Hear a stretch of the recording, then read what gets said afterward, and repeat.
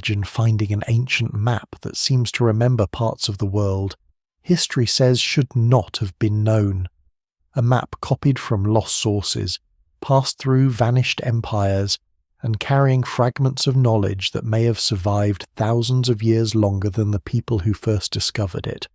If that sounds impossible, that is exactly why this story matters. Before we go deeper, take a moment to like the video and subscribe, if this is the kind of history and mystery you enjoy. Because tonight, we follow the lines of a forgotten map that may change everything we think we know about the ancient world. It begins not with a ship on an open sea, nor with an emperor giving orders to his scribes, but with a sheet of old skin laid flat under uncertain light, its surface crowded with coastlines, notes, curves, winds, and fragments of a world that should not exist in the form it takes. A map survives where almost everything behind it does not. That is the first unsettling fact. The kingdoms are gone, the harbours altered, the libraries burned, the captains unnamed. The original sources lost so completely that even their titles have fallen into dust. Yet this one object remains, as if history, having erased the road, has somehow forgotten to erase the footprint. And when modern eyes settle on it, the shock is not merely that it is old. The shock is that parts of it appear to know too much. The parchment does not arrive from some sealed cave untouched for millennia. It emerges, as so many dangerous historical objects do, through the ordinary violence of imperial collapse and archival disorder. In the early 16th century, within the world of the Ottoman court, a learned admiral named Piri Reis compiles a map of the Atlantic and nearby lands. He is no dreamer drawing monsters into the margins. He is a practical man of sea warfare and navigation, trained by movement, weather, and danger. He gathers Portolan traditions, sailors' reports, older charts, and inherited geographic material. He says as much himself. What he makes is not the whole world, only a surviving portion of a larger work, but even that fragment becomes enough to trouble later generations. Centuries afterward, in 1929 in Istanbul's Topkapi Palace, the map is rediscovered among neglected materials during the reorganization of imperial holdings. The moment has an almost accidental quality. No thunder accompanies it. No grave opens, no prophecy is fulfilled. A forgotten document is found in a palace archive. That is all, and yet it is enough. Because once the map is examined closely, it begins to exert a peculiar pressure on the imagination. Here are parts of the western coasts of Europe and Africa. Here is the Atlantic. Here is the bulge of South America, rendered with a shape that has often seemed startlingly confident for its era.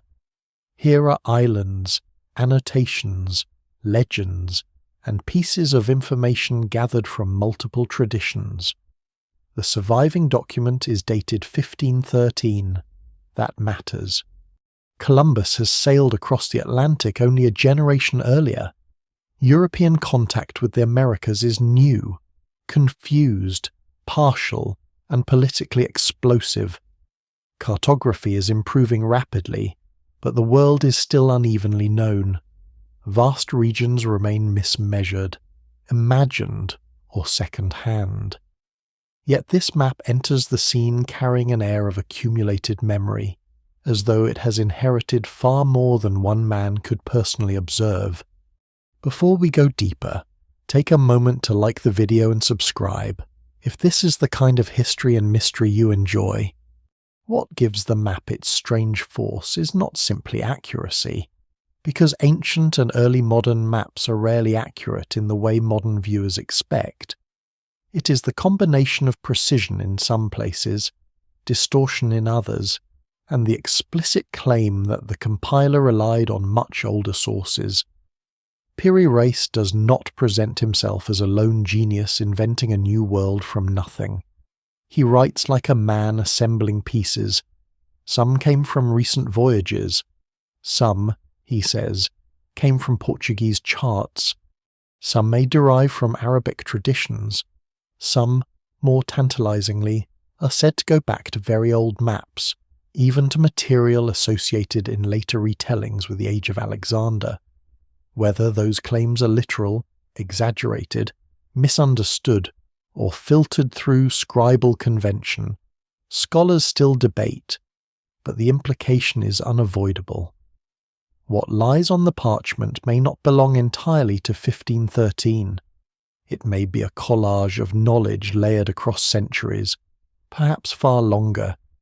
That is where the mystery stops being merely antiquarian and becomes something deeper, almost geological in its emotional weight. Because if a map can preserve traces of older maps, and those older maps preserve traces of earlier observations, then what we're looking at is not one moment of discovery. It is a survival chain, a relay passing through dead hands, a coastline seen, copied, translated, trimmed, misread, corrected, recopied, and carried across languages and empires until only one battered witness remains. History usually reaches us through durable things, stone inscriptions, monumental ruins, buried pottery, bones in dry caves. Maps are more fragile. They are handled, folded, stained, outgrown, replaced. They belong to work, not worship. That makes survival rare, and when survival is rare, absence begins to dominate the record. We mistake what is missing for what never existed. This is one of the quiet traps of ancient history. The surviving record is not the past itself. It is the fraction that escaped fire, humidity, conquest, neglect, mold, theft, repurposing, and simple bad luck. Entire libraries disappear and leave behind only references in other books. Entire voyages vanish because no copy of their description survives. Harbour records rot. Pilot manuals are overwritten. Family archives are destroyed in war. Monasteries preserve one text and lose 10. A chart can guide ships for decades and then be discarded the moment a better one appears. What survives in the record suggests less a stable body of accumulated knowledge than a landscape repeatedly shattered and partially rebuilt. The old map on the palace table becomes unsettling because it seems to reveal one of those buried layers beneath the official floorboards of history. And there is something else. A map is not just information. It is proof of viewpoint. To draw coastlines, even imperfectly, is to imagine the world from above, to convert dangerous travel into shape, relation, and measure. It means somebody went. Somebody saw, somebody compared, somebody transmitted. Even the mistakes matter. They tell us what people thought joined to what they confused, what they emphasized, what frightened them, what they hoped to reach again. A map is an argument in lines. This stretch of land exists. This island belongs here. This distance can be crossed. This harbour matters enough to remember. When such an artifact contains elements that appear older, broader, or stranger than expected, the true disturbance is not technical. It is human. It hints at observers lost to us. The popular imagination has often rushed ahead of the evidence here, and it is important not to let that happen too soon. The Piri Reis map has inspired claims far beyond what mainstream historians, geographers, and cartographic scholars accept. Some later writers treated it as proof of impossible prehistoric navigation, forgotten global civilizations, or access to coastlines no 16th century compiler could have known. Those dramatic readings are part of the map's modern legend. But they are not where a careful documentary begins. A more disciplined reading is already astonishing enough. An admiral working in the Ottoman world gathers recent discoveries and older chart traditions into a composite image. That composite appears, in places, to preserve geographical knowledge that is more layered and sophisticated than a simple story of sudden European discovery would suggest. No single explanation fully accounts for every fascination people project onto the map. But neither does a dismissive shrug explain why it continues to pull historians, enthusiasts, and skeptics back toward the parchment. The emotional power of the artifact lies partly in timing. It arrives at the seam between worlds. Medieval frameworks have not entirely vanished. Classical inheritances still circulate. Islamic scholarship preserves and transforms older knowledge. Iberian expansion is tearing new holes in the map of the known world. Columbus has sailed, but the shape of what he found is still misunderstood. Amerigo Vespucci's accounts are beginning to influence how new lands are conceptualized. Portuguese mariners probe coasts with ruthless determination. Information is treasure, and like treasure it moves unevenly, often secretly, often violently. In such a world, a map becomes not only a record but a weapon. Whoever knows the currents, islands, anchorages, and coastlines first gains profit, power, and survival. That means secrecy and borrowing live side by side. Knowledge is stolen, traded, captured, translated, and hidden. The map before us may carry all of those scars. It is tempting to imagine its maker bent over a table in disciplined silence, assembling fragments from different ages into one uneasy whole. A report from a sailor here, a captured Iberian chart there, an inherited model from older Mediterranean mapping, a rumour transformed into outline, a coastline corrected by lived practice, a note copied from a source already ancient when ink first touched it. The result is not pure truth, but truth rarely survives in pure form. What survives is mixture, sediment, and sometimes that sediment preserves traces of worlds long drowned under later certainty. The phrase "the map that changes everything we know" is dangerous because almost no artifact truly overturns everything. History is more stubborn than that. It changes slowly, and only when many kinds of evidence begin to align. But there are objects that expose the fragility of the stories people tell about how knowledge moves through time. This map is one of them.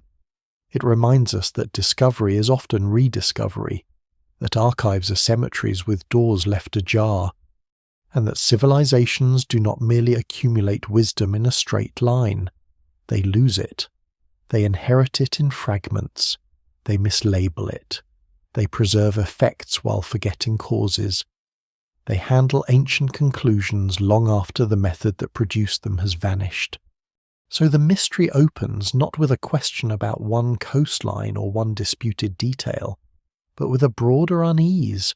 How much did earlier peoples know that later ages had to learn again?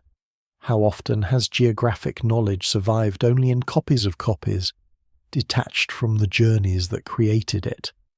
How many moments of contact, navigation, and observation left almost no trace except in documents too strange to fit the histories built after them? The evidence remains incomplete. The map does not hand over its secret in a single glance, but on that old surface, with its stitched-together Atlantic and its inherited lines, history stops looking like a clean progression from ignorance to knowledge. It begins to look like a field after fire, where a few blackened posts still stand, and from their arrangement one tries to imagine the whole lost structure that once connected them. That is why the rediscovery matters, not because it proves every extravagant claim later attached to it, and not because it solves the riddle of ancient navigation in one stroke.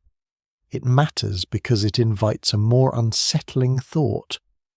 The past may have known more than the surviving record allows us to feel comfortable admitting.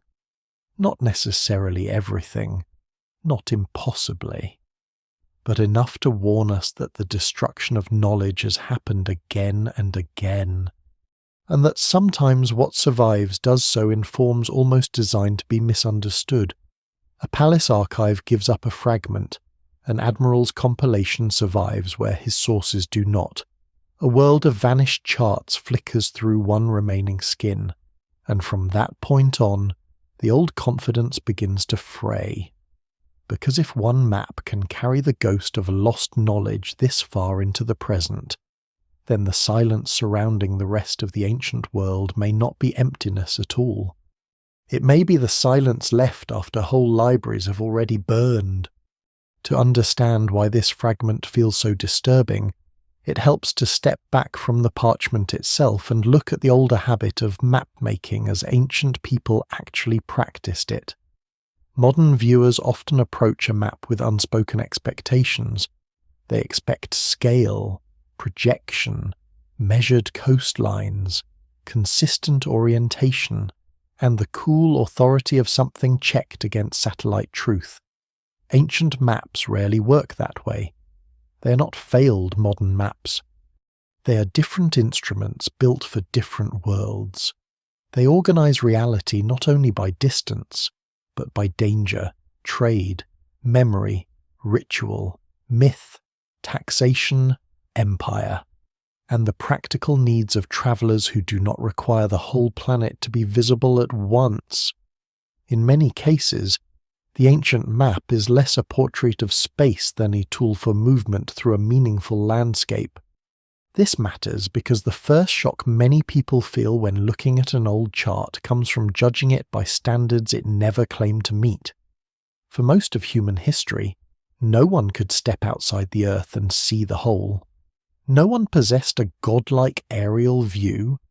The world had to be assembled from shorelines followed by ships, roads walked by caravans, rivers descended by traders, and reports exchanged in ports where truth mixed easily with exaggeration. The mapmaker inherited not a clean database, but a pile of stories of unequal value. Some came from direct observation, some came from men who heard them from others. Some were old enough that no one knew whether they still described the world accurately. A harbour might silt up, a coastline might shift after an earthquake, a city might change names 3 times under 3 conquerors. Distances were guessed, rounded, or converted badly from one measuring system to another. North was not always placed at the top. Sometimes east mattered more. Sometimes the centre was not geographic but sacred. The oldest surviving maps are often startlingly local. A clay tablet from Mesopotamia does not attempt to chart continents in any modern sense. It renders a world centered on known lands, rivers, and surrounding waters, wrapped in symbolic order as much as physical reality.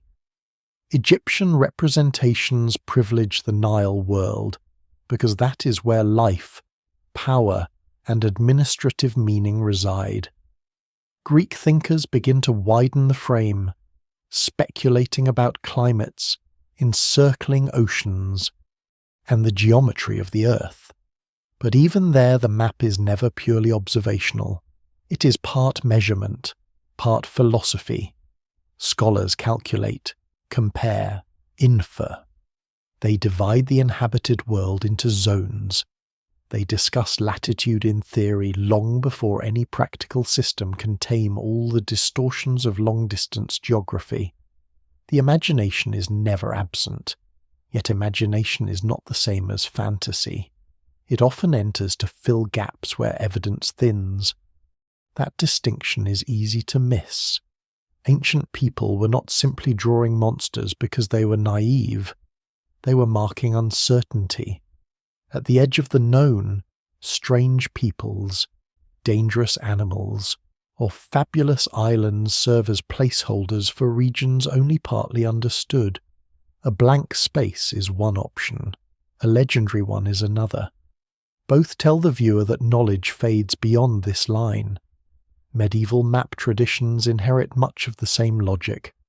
a mappa mundi can function as theology, history, and geography at once. Jerusalem may sit at the centre not because surveyors measured it there, but because the map expresses a cosmology. Paradise may appear at the eastern edge. Biblical lands may dominate in size relative to their moral significance. Such images are not useless because they distort physical distance. They communicate how a civilization orders the world in its mind. And yet alongside those symbolic maps runs another tradition, the practical chart built for people who cannot afford romantic error. Mariners need coasts, bearings, shoals, harbours, and wind patterns. Traders need routes. Tax collectors need boundaries. Armies need roads and water crossings. Pilgrims need stages of travel. Roman itineraries list sequences of places more than they draw a modern landscape. But that is because an itinerary solves a different problem. It tells the traveller what comes next. In the Mediterranean, generations of sailors accumulate enough repeated coastal knowledge to support highly functional mapping traditions even when broader continental interiors remain vague. This is one reason the sea often appears more knowable than the land. A shoreline repeatedly travelled becomes measurable through experience. Inland mountains, forests, and deserts often remain less fixed in cartographic form. What ancient maps usually reveal, then, is not ignorance in the simple sense, but uneven knowledge. They reveal corridors of familiarity cutting through oceans of uncertainty. The Nile is known, the Aegean is known, certain Red Sea routes are known, parts of the Indian Ocean are known seasonally through the monsoon system. Caravan roads become lines of memory linking oases and cities. Regions tied into trade or empire become sharper. Regions outside those systems blur. A map therefore displays not just the earth, but the reach of a civilization's contact. It shows where merchants return alive often enough to create consensus. It shows where officials care enough to count. It shows where pilgrims repeatedly tread the same roads. It shows where power extends, and where it merely dreams of extending. The Greek and Hellenistic worlds begin pushing the scale of that ambition further. Thinkers such as Eratosthenes attempt something extraordinary to treat the earth as a measurable sphere, and to place parts of the inhabited world onto a rational grid. That move changes everything, even when the available data remains incomplete. Once latitude and longitude exist as conceptual tools, the world becomes something that can be compared, corrected, and argued over mathematically. Claudius Ptolemy later systematizes this impulse in a way that will matter for centuries. His geography is not a map in itself so much as a method for making maps, a catalogue of coordinates and principles. It is a remarkable intellectual achievement, and also a reminder that brilliance can coexist with error. Ptolemy's world contains distortions, compressed distances, and inherited mistakes, but it gives later scholars a framework powerful enough to outlive empires. This is one of the great patterns in the history of knowledge. A flawed system can still be revolutionary if it allows improvement. Ancient map-making is full of such systems. They do not need to be perfect to preserve hard-won observations. A coastline placed roughly right may contain centuries of accumulated seamanship. An island missized may still indicate regular landfall. A distance exaggerated in writing may still reflect a real route. Even symbolic features can sit beside practical ones. There is no strict wall separating the sacred from the empirical in most pre-modern maps. The same page may contain ports, kingdoms, scriptural memory, inherited rumour, and first-hand navigation. That mixture is not a defect unique to the past. It is the natural result of building knowledge before modern institutions standardize what counts as evidence. And because of that mixture, Ancient maps often reveal their makers' priorities more clearly than the terrain itself. Center and edge matter deeply. So does orientation. Some traditions favor east at the top because east is the direction of sunrise, renewal, or paradise. Some Islamic maps place south at the top. To a modern eye that can feel disorienting, but orientation is a convention, not a law of nature. The point is that even the simplest seeming feature of a map encodes culture. What is enlarged, labelled, or centred tells us what a civilization thinks deserves permanence. Ports may loom larger than inland capitals if sailors use the chart. Holy sites may eclipse physically larger settlements if pilgrims use it. Islands may gain exaggerated prominence if they are crucial stepping stones across dangerous waters. The map is therefore never a neutral window. It is a selective act of memory. There are also severe material limits that shape what ancient people can map and preserve. Surveying instruments exist, but they are limited. Astronomical observations can help with latitude under favourable conditions, but longitude remains stubbornly difficult until much later technological developments. Travel is slow, expensive, seasonal, and dangerous. Information transfer is vulnerable to war, piracy, and language barriers. Writing materials decay. Copyists introduce mistakes. Numbers slip. Place names drift. A scribe unfamiliar with a distant coast can easily deform it while copying an older exemplar. One mountain range can become two. One peninsula can become an island. One gulf can swallow a whole region. The evidence remains incomplete because the process itself is fragile at every stage. That fragility is exactly why any old map containing coherent long-distance knowledge deserves attention. The Portolan chart, which emerges powerfully in the medieval Mediterranean, is one of the clearest examples of practical mapping pushing against earlier symbolic habits. These charts often depict coastlines with striking usefulness, marked by networks of rum lines radiating across the page for navigation. They are not global maps, and their inland spaces are often sparse, but for mariners they are invaluable. Their precision in certain maritime zones can feel almost abrupt when compared with more schematic world maps. This shows that pre-modern cartography is not a single ladder of progress. Different traditions coexist, overlap, and serve different users. A monastery may treasure a theological world image. A merchant captain may rely on a ruthlessly practical coastal chart. A court scholar may try to merge inherited classical coordinates with reports from recent expeditions. The result is a cartographic world far more diverse than the simple story of primitive maps gradually becoming accurate. Once that older landscape comes into view, the strange power of the mysterious map sharpens. Its most interesting features do not appear in a vacuum.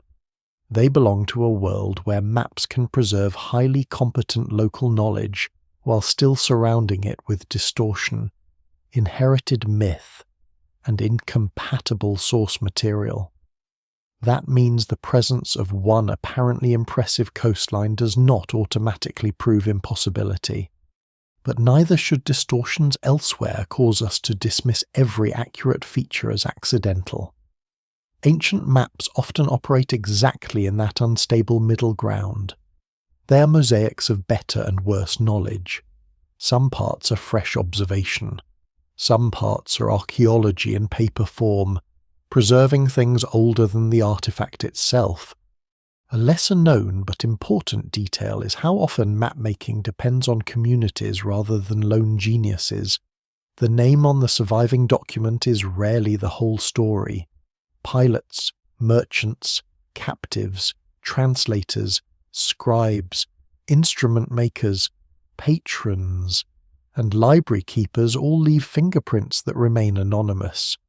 A sailor who can estimate a coast by dead reckoning contributes as surely as the scholar who compiles coordinates in a city far inland. The map is social memory flattened into an object. That makes every surviving chart a crowd speaking through one hand. When later ages fixate on the named compiler alone, they risk missing the deeper reality what appears on the page may be the residue of generations. This is why ancient maps, taken seriously, reveal more than geography. They reveal systems of trust, which reports are believed, which travellers are ignored, which cultures are considered authoritative, which languages preserve key terms, which empires can gather data across distance, which seafaring communities know routes but never write them in durable form. A silence on a map may mean ignorance, but it may also mean exclusion, secrecy, or the loss of a source tradition that once existed. No single explanation fully accounts for every blank space. So by the time we return to the old parchment at the centre of the mystery, the question has changed. We're no longer asking why an ancient or early modern map is not perfectly modern. That would be trivial. We're asking something far more interesting. What sort of world produces a document in which precision, confusion, memory, and inheritance lie side by side? What kind of knowledge system allows fragments of real coastlines to travel across centuries? Even while their original context disappears, ancient maps usually reveal a civilization's limits, but sometimes, just sometimes, they also reveal the outline of knowledge lost so thoroughly that later generations mistake its survivors for anomalies. That is when a map stops being an illustration of the past and becomes evidence that the past was less simple than the stories told about it. By the time the eye has adjusted to the age of the parchment, to the stains, to the notes in Ottoman Turkish, to the compressed Atlantic world stretching across its surface, the real discomfort begins. It lies not in the existence of the map, but in certain details that seem to lean too close to reality in ways that are difficult to dismiss casually. A line bends where a coastline bends. A landmass sits in a position that looks uncannily familiar. The eastern shoulder of South America appears with a confidence that feels out of proportion to how new European contact with that region is supposed to have been. What disturbs the viewer is not simple accuracy in the modern sense, but the suggestion of accumulated observation. It feels, in places, as though the map is remembering more than it should. This is where the mystery becomes dangerous, because the human mind is almost built to overread patterns in damaged things. Give it a fragment and it rushes to restore the whole. Give it a suggestive outline and it begins to complete the coast. That instinct is ancient, and in archaeology it can be a trap. Yet the opposite instinct can be equally misleading. Faced with something awkward, scholars and casual observers alike sometimes retreat into dismissal. It is all coincidence, all fantasy, all distortion, all noise. But the most difficult historical artifacts are often those that force a slower response. Some features are genuinely impressive, some are exaggerated by later myth, some are misunderstood because modern viewers expect a single-source document when what they are actually seeing is a composite. The puzzle hidden in the lines is not one mystery, it is several different mysteries layered on top of one another. The South American coastline is usually where attention gathers first. On the surviving fragment, the eastern bulge of the continent appears in a form that has often struck later observers as surprisingly recognizable. This matters because the map is dated 1513, and that date sits in an unstable moment. Europeans have reached the Atlantic coasts of the Americas, but knowledge is still incomplete, scattered, and politically charged. Portuguese mariners have moved down parts of the Brazilian coast. Spanish exploration is advancing under its own set of assumptions and errors. Reports are circulating, but circulation is not the same as clarity. A compiler operating within the Ottoman world is therefore working with material that is at once very recent and already subject to secrecy, rivalry, and selective disclosure. That alone makes the confidence of some mapped stretches feel striking. Still, caution matters. What looks startling to a modern viewer may derive from sources closer to the event than popular retellings assume. Portuguese navigators were highly active. Captured charts were real. Maritime intelligence moved through war, espionage, trade, and private hands. Piri Reis himself states that he used multiple sources, including recent charts associated with Iberian voyages. Scholars still debate the exact nature and extent of those sources, but there is nothing inherently impossible about an Ottoman admiral gaining access to geographic intelligence that was neither widely public nor evenly distributed. The surprise, then, is not that the map knows anything at all. The surprise is how much the surviving fragment seems to condense into one visual field, and how it preserves that knowledge in a form separated from many of the documents that first carried it. And then there are the distortions. They matter just as much as the apparently accurate features. This is where the map resists turning into a miracle object. Some islands are misplaced. Certain proportions drift. The Caribbean world is not resolved with clean modern certainty. Coastlines curve in ways that invite interpretation and overinterpretation alike. Greenland and North Atlantic features, in broader traditions of the period, often suffer from inherited confusion. The map displays signs of compilation rather than singular observation, and compilation always introduces strain. Sources drawn at different scales do not marry cleanly. Coastal segments derived from practical sailing charts sit uneasily beside continental assumptions inherited from older geographic traditions. The result is a document that looks, in places, almost modern enough to shock, and in other places fully embedded in the cartographic limitations of its age. That unstable mixture is exactly what makes the line so compelling. A fully fantastic map would not trouble anyone for long. A fully precise one would simply be evidence of unexpected technical achievement. But a mixed map provokes argument because it behaves like history itself.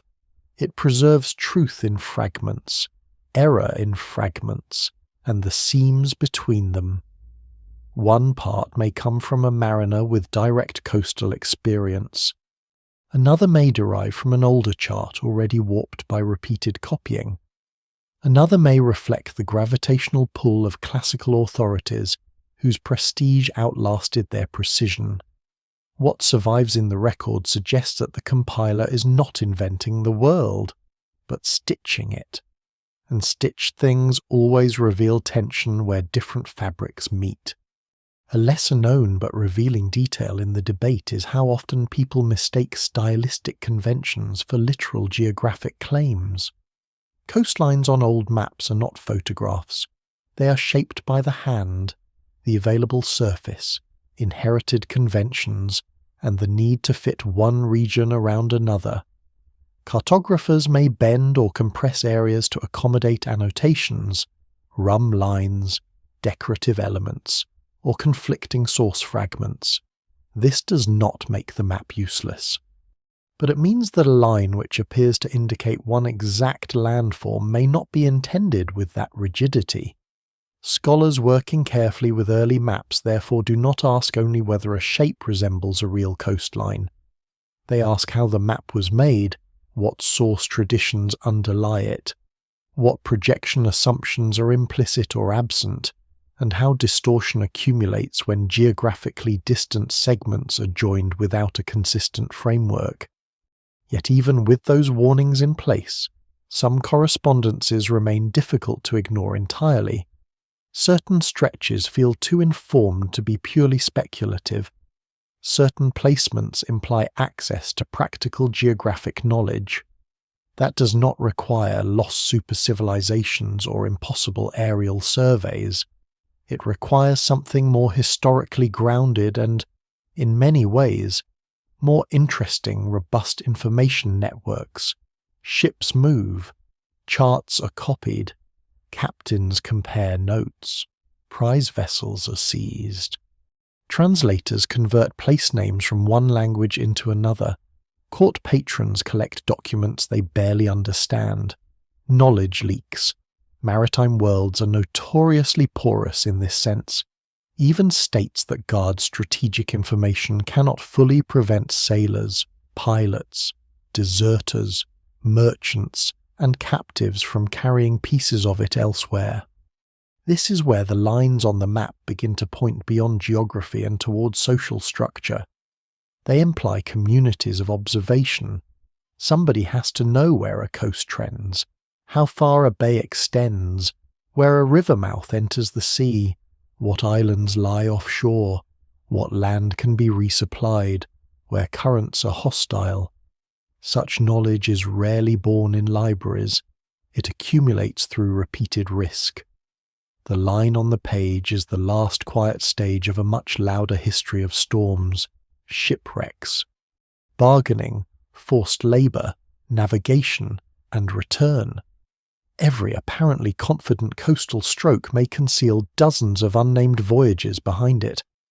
That is one reason the map feels haunted. It is crowded with invisible labour. At the same time, the very features that seem impressive can become exaggerated when removed from their original context. Later enthusiasts have often isolated one part of the map, compared it selectively to modern outlines, and built conclusions on that resemblance alone. This is especially true in claims surrounding the southern portion of the fragment, where some have argued that it depicts Antarctica or an ice-free Antarctic coastline known thousands of years too early. These ideas gained enormous popular attention in the 20th century, partly because they satisfied a craving for forbidden knowledge and deep lost antiquity. But mainstream scholarship does not support those conclusions.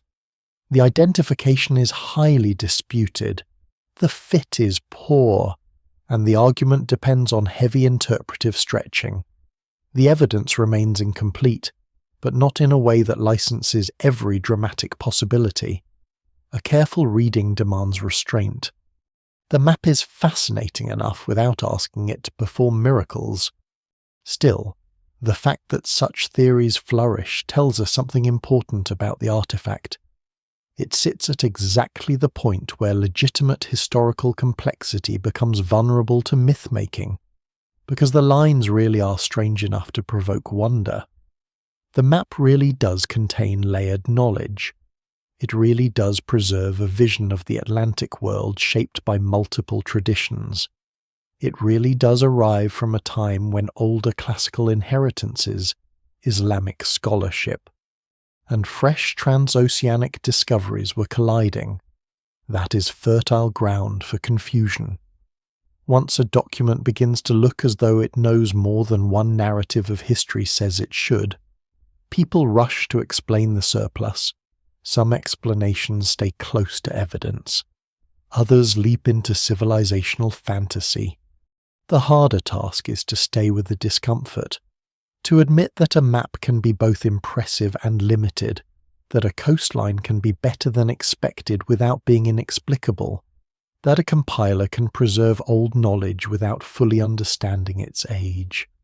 That surprising correspondence does not erase visible distortion, that no single explanation fully accounts for every feature, because different features may arise from different source layers.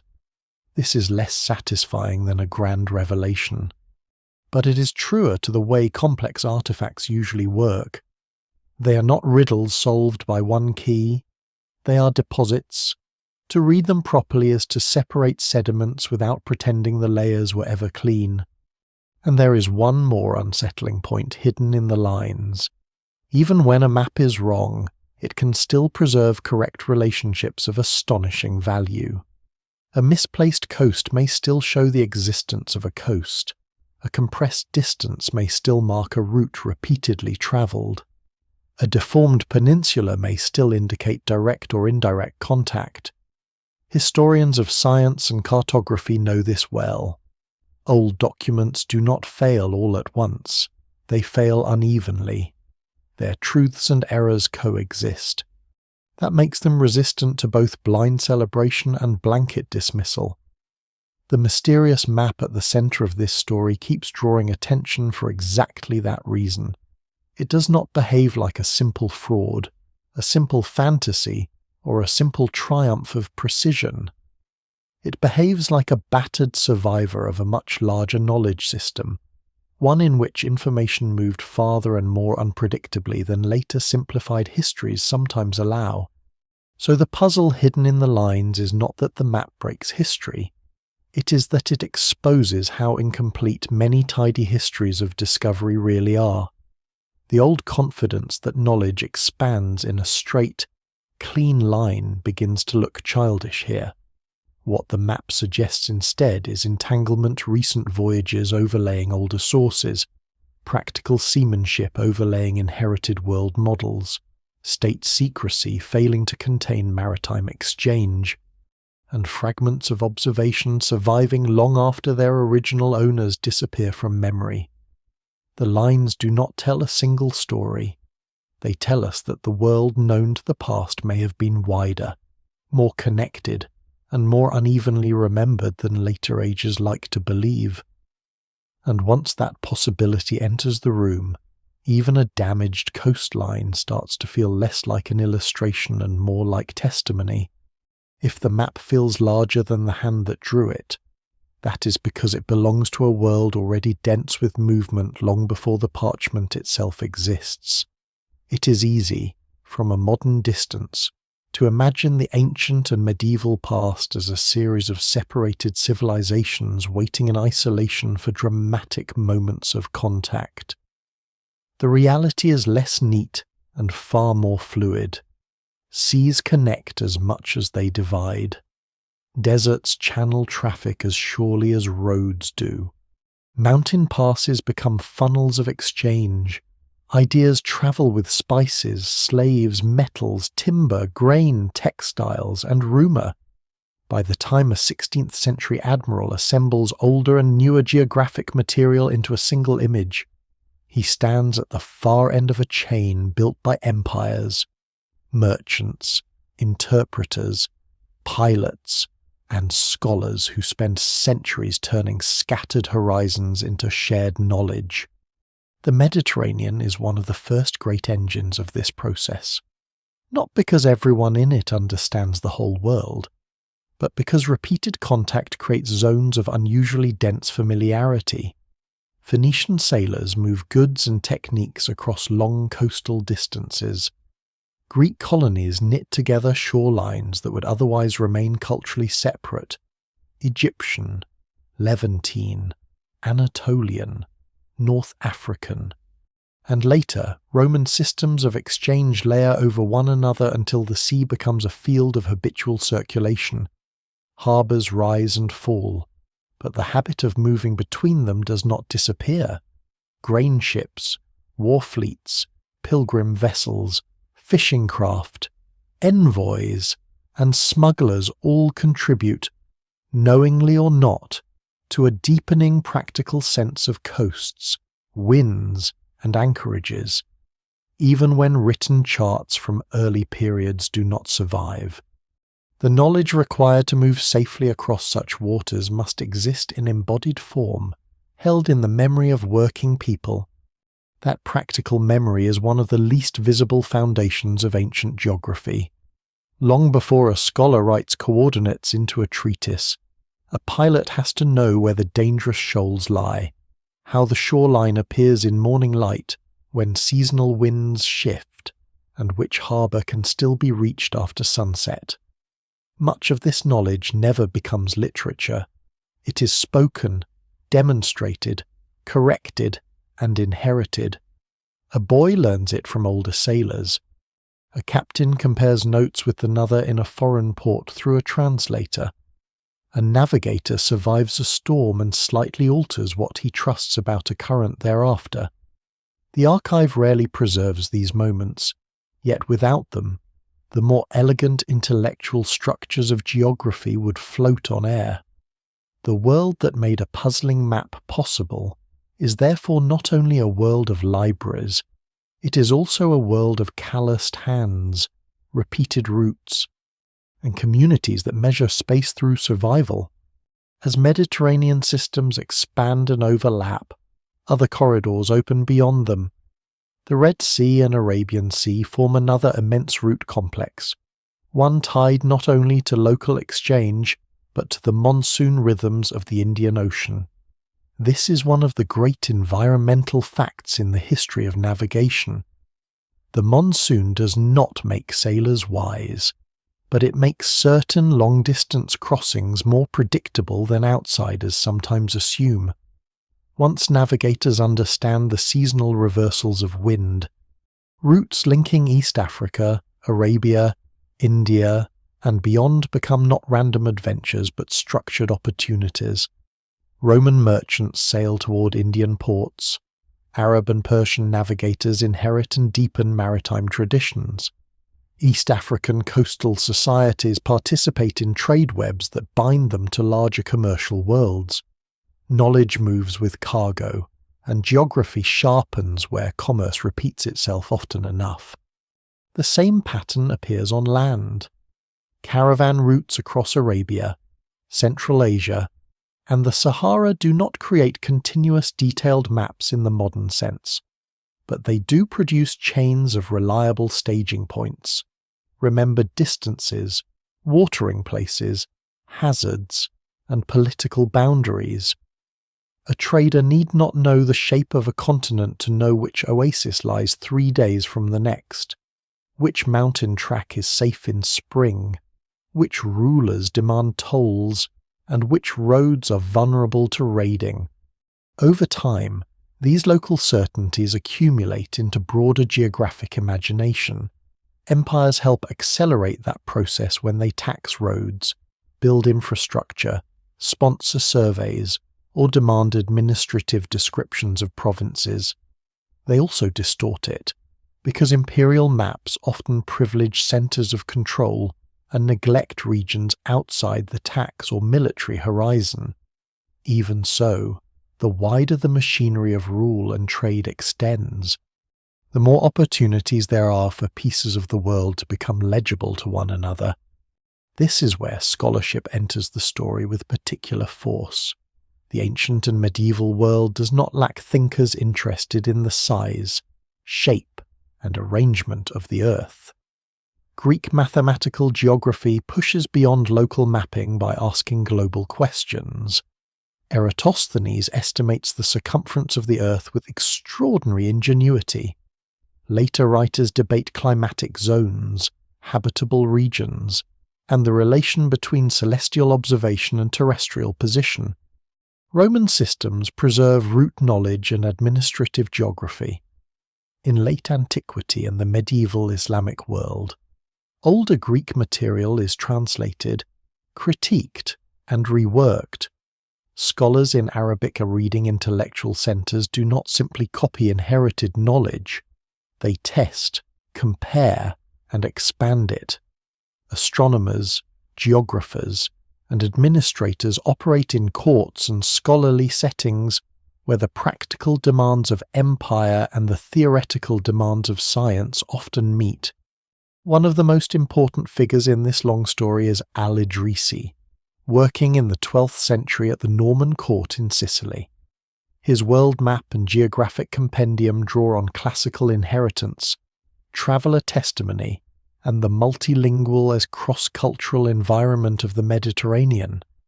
The resulting work is not modern in all respects, but it is a striking example of how much geographic synthesis becomes possible when political patronage, translation, travel, and scholarly ambition converge. Sicily itself, poised between Latin, Greek, and Islamic spheres, becomes almost symbolic here, a place where worlds touch and knowledge changes language without entirely losing itself. What survives in the record suggests that such contact zones are unusually fertile for geographic accumulation. The map that troubles us centuries later emerges from another imperial crossroads, and that is no accident. The Islamic world more broadly plays a crucial role in preserving and transforming geographic traditions that might otherwise have fragmented even further. Texts move through Baghdad, Cairo, Damascus, Cordoba, and other centers of learning. Astronomical instruments improve.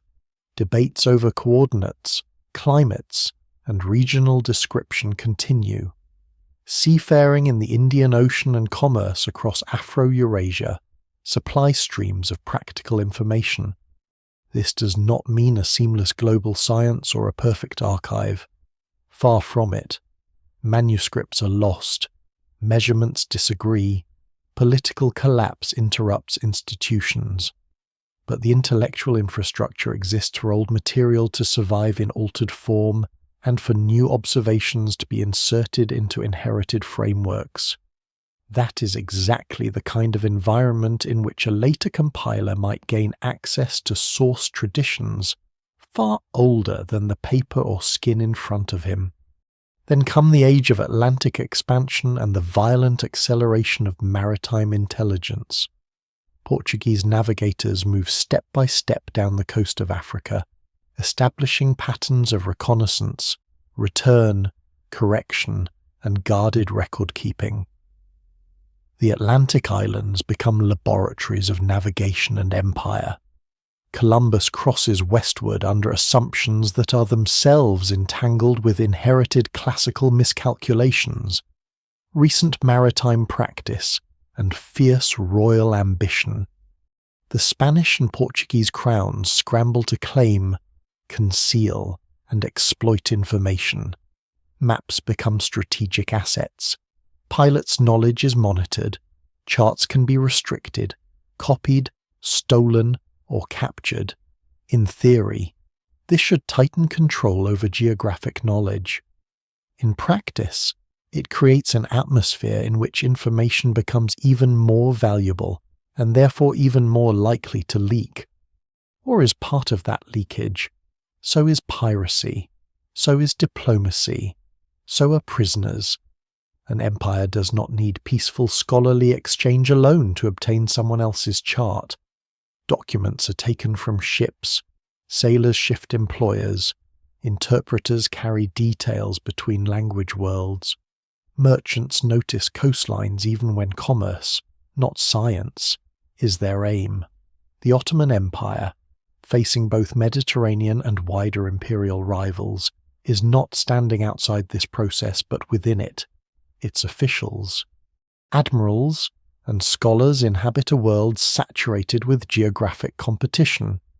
Piri Reis emerges from that world, and when he writes that he has used multiple sources, including materials linked to Iberian exploration, he speaks within a completely plausible ecosystem of acquisition, reuse, and synthesis. A lesser-known but revealing detail is how often imperial courts collect knowledge for reasons only partly scientific. A ruler wants practical intelligence, yes, but also prestige.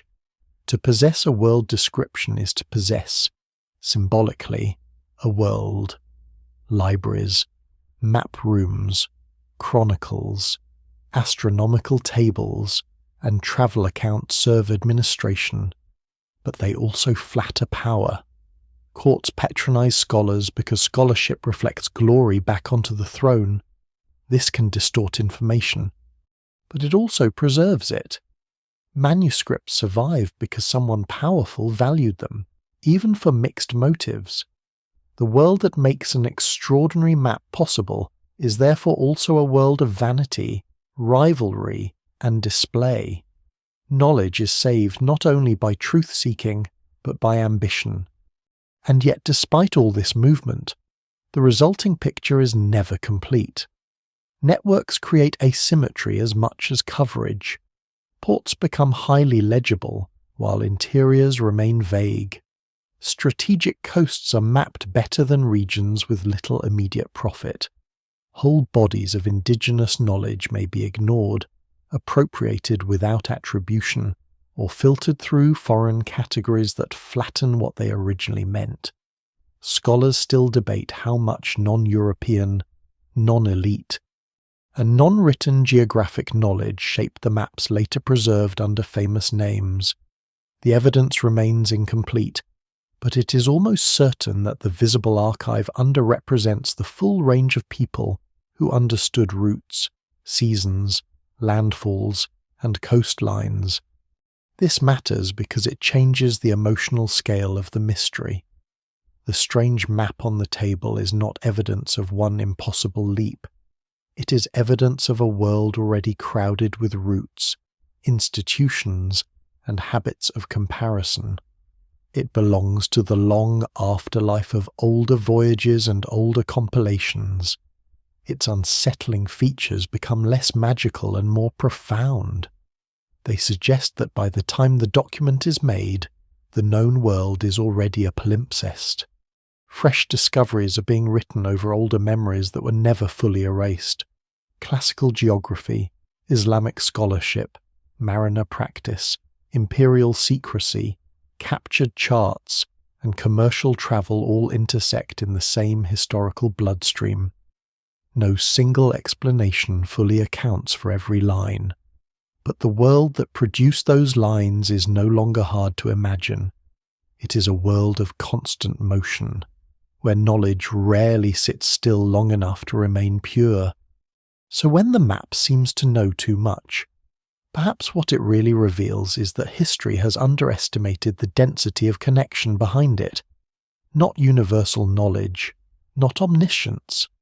Something more human and more fragile, a web of partial understandings, passed from shore to shore, language to language, empire to empire, until one compiler gathers enough of them to make later generations wonder whether they are staring at a fragment of a larger lost world.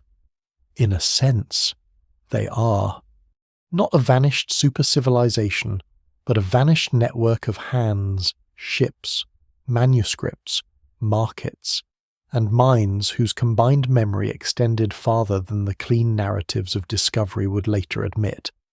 Once a map is understood as a stitched object rather than a singular revelation, the silence around its missing ancestors becomes louder than the artifact itself. The surviving parchment no longer feels like the beginning of a story. It feels like the last surviving branch of a tree whose trunk and roots have already been cut away. That is the unsettling power of copied knowledge. The map in front of us may be early 16th century, but some of the information embedded in it may be much older, filtered through hands that left almost no trace. The real mystery is not only what the map shows, it is how much had to disappear for this fragment to seem so strange. Copying is one of the great engines of survival in human history, and one of the great engines of distortion. Every manuscript culture lives inside that tension. A text survives because someone recopies it. A chart survives because someone traces, adapts, or reinterprets it for new use. But every act of preservation is also an act of transformation. A scribe misreads a place name, a coastline is compressed to fit the page. Notes from one margin slide into the main body. A region familiar to one generation is misunderstood by the next. Names change language, alphabet, and pronunciation. Measurements are converted badly. Decorative instincts intrude. Yet despite all that, the copied object can still carry something real across extraordinary spans of time. This is one reason ancient knowledge often reaches the present in damaged but unmistakable form. It survives not because it remained pure, but because it remained useful enough to keep rewriting. Maps are especially vulnerable to this process because they are visual arguments laid over unstable sources. A written chronicle can sometimes preserve a sentence almost word for centuries. A map rarely travels so cleanly. Even careful copying invites deformation. A line drawn slightly differently can shift the apparent shape of a bay. A spacing error can move an island. A scribe unfamiliar with the coast being copied can turn a river mouth into an inlet or a peninsula into an island. When different source maps are merged, distortions multiply.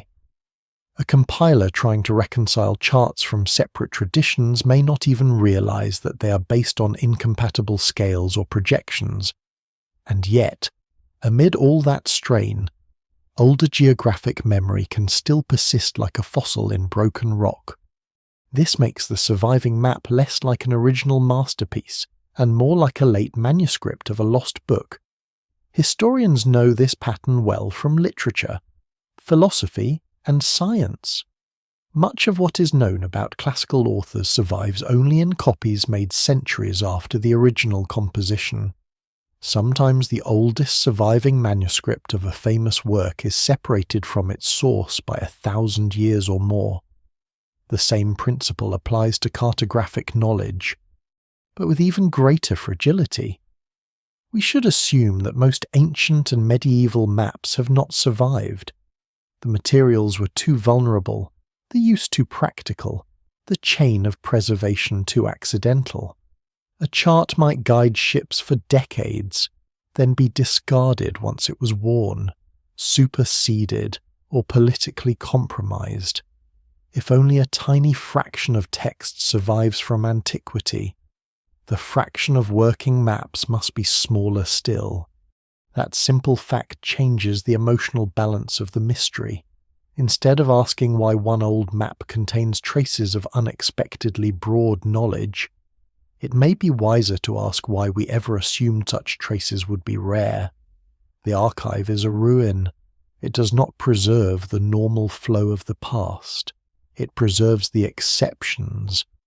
When a chart survives that hints at older source layers, it may not be an anomaly in ancient knowledge. It may be an anomaly in ancient survival. Countless other charts may once have existed, copied from older charts in ordinary chains of practical transmission, only to vanish so thoroughly that the one remaining witness looks uncanny. Piri Reis himself points toward that lost world. He does not present his work as a pure invention. He refers to older materials, to multiple charts, to inherited geographic knowledge gathered and arranged.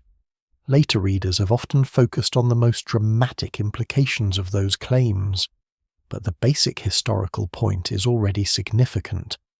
A compiler in the Ottoman world has access to a mixed body of cartographic intelligence that includes recent Iberian discoveries and older traditions of uncertain depth.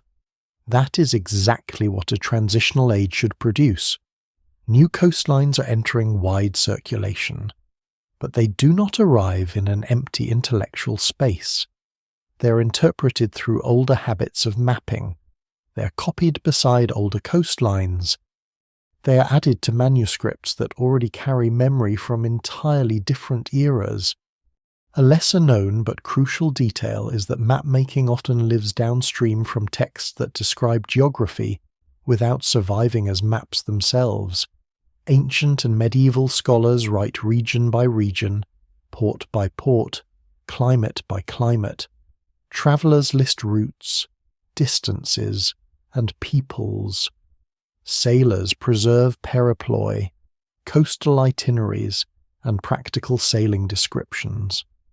Some of these texts survive, many do not. Some maps may have been generated from such writings. Others may have served as visual companions to written works later separated from them. This means geographic knowledge can endure even when the maps themselves vanish, then reappear in later cartographic form when a compiler reconstructs a visual image from textual inheritance. The surviving chart may therefore contain shadows not only of older maps, but of older descriptions that once circulated independently. Libraries complicate the story further. We often imagine libraries as places of stable preservation, but in reality they are filters, and brutal ones. They preserve what is recopied and valued, They lose what becomes obsolete, inconvenient, unfashionable, or physically vulnerable. The Library of Alexandria has become the symbol of this loss, but the phenomenon is much broader. Archives are burned in conquest. Monasteries preserve theology while neglecting technical material. Court libraries disperse when dynasties fall. Manuscripts are scraped and reused. Worms, mildew, smoke, and flood do their slow work. A navigational chart used at sea may never even enter a library at all. It may live and die in chests, cabins, ports, and workshops. What survives in the record suggests that knowledge dies not only in catastrophe, but through ordinary attrition. Century after century, the informational world narrows without anyone realizing how much has been lost. That narrowing creates illusions. Later ages mistake the thinness of what remains for the thinness of what once existed. They assume a civilization knew only what its surviving books still say. They forget that survival favors prestige, piety, and luck more than practical truth. A mariner's chart may be more accurate than a scholar's world image, yet far less likely to endure. A port manual may matter more to actual movement than a celebrated cosmological map, yet perish because it was used to pieces. This is one reason the surviving map at the center of this story feels so unsettling. It may preserve the afterimage of practical documents whose very usefulness made them unlikely to survive. The issue of originals becomes especially haunting here. In many fields of ancient study, the original document is gone and only descendants remain. We reconstruct family trees of text through comparison, spotting shared errors and inherited phrases. Something similar can happen, in principle, with maps. A mistaken island appearing in several later works may point to a common ancestor. A recurring coastline shape may indicate a source tradition now lost. But maps are harder to trace because they invite redrawing, collage, and silent correction.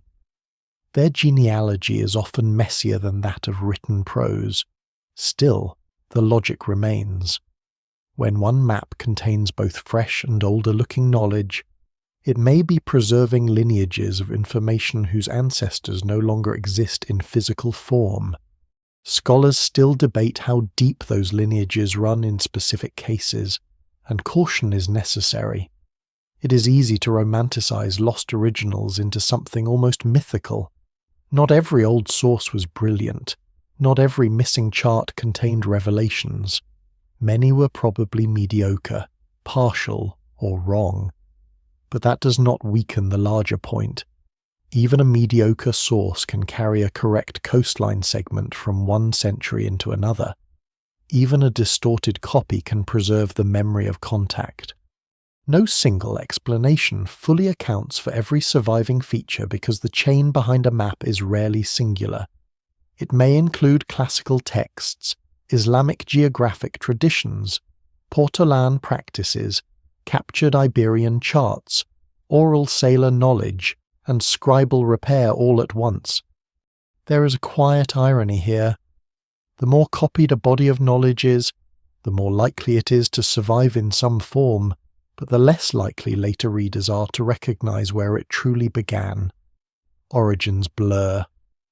An observation made on one voyage can enter a local chart, move into a compilation, pass into another language, merge with older assumptions, and emerge centuries later stripped of author, date, and context. The knowledge survives, but its parentage dies. That is exactly the condition that produces historical eeriness.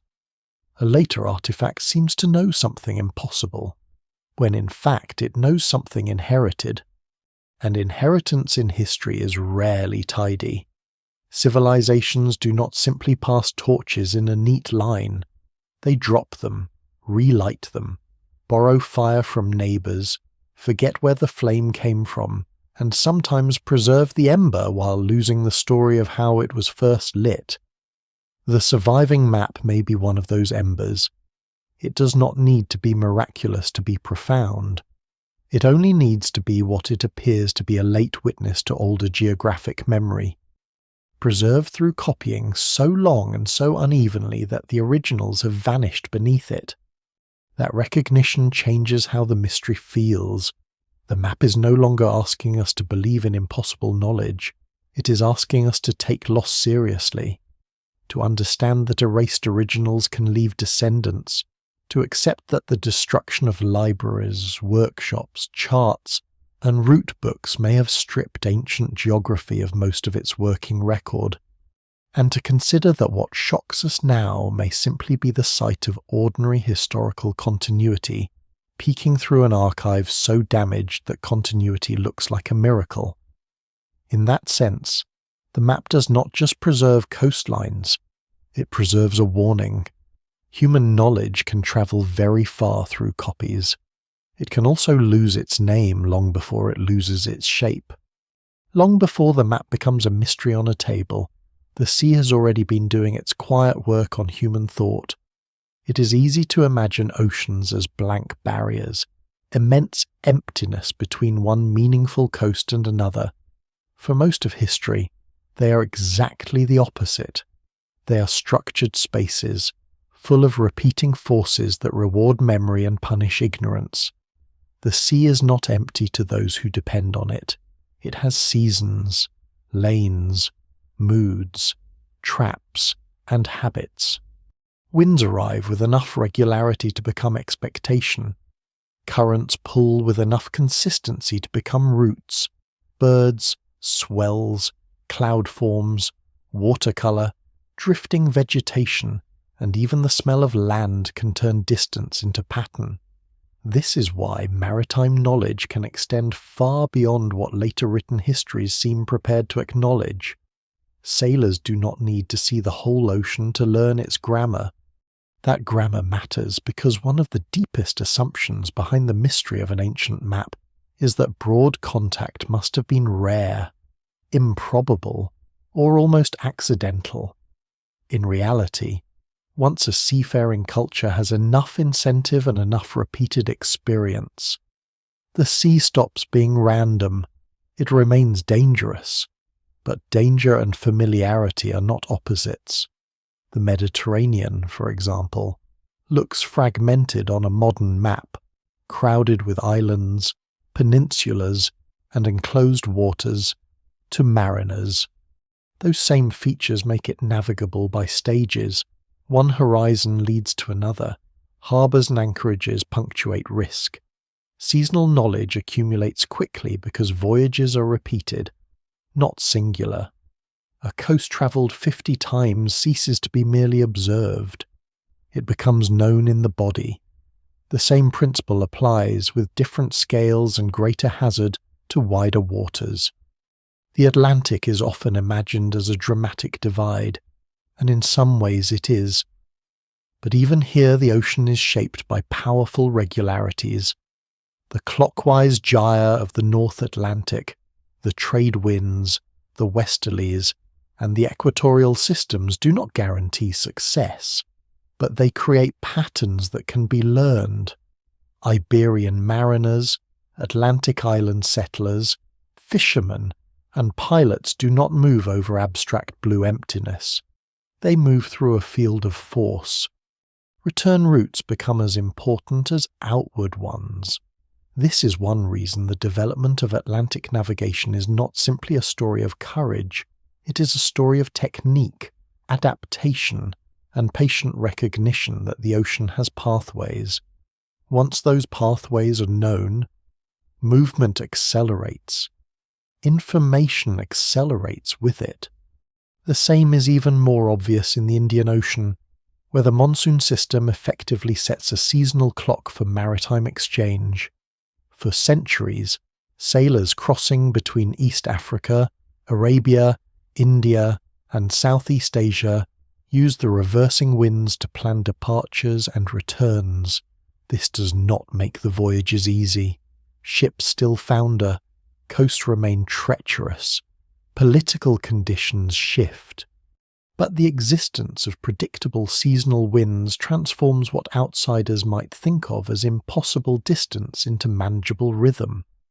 A sailor who knows when to leave and when to wait possesses not mystical knowledge, but environmental literacy, and that literacy, repeated over generations, creates surprisingly durable networks.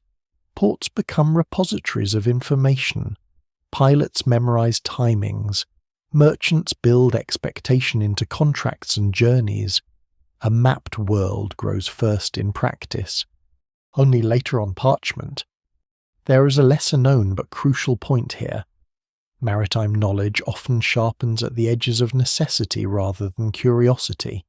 States may later celebrate discovery, but the people generating root knowledge are often motivated by far more immediate pressures: trade profit, war, fishing, tribute, raiding, migration, survival.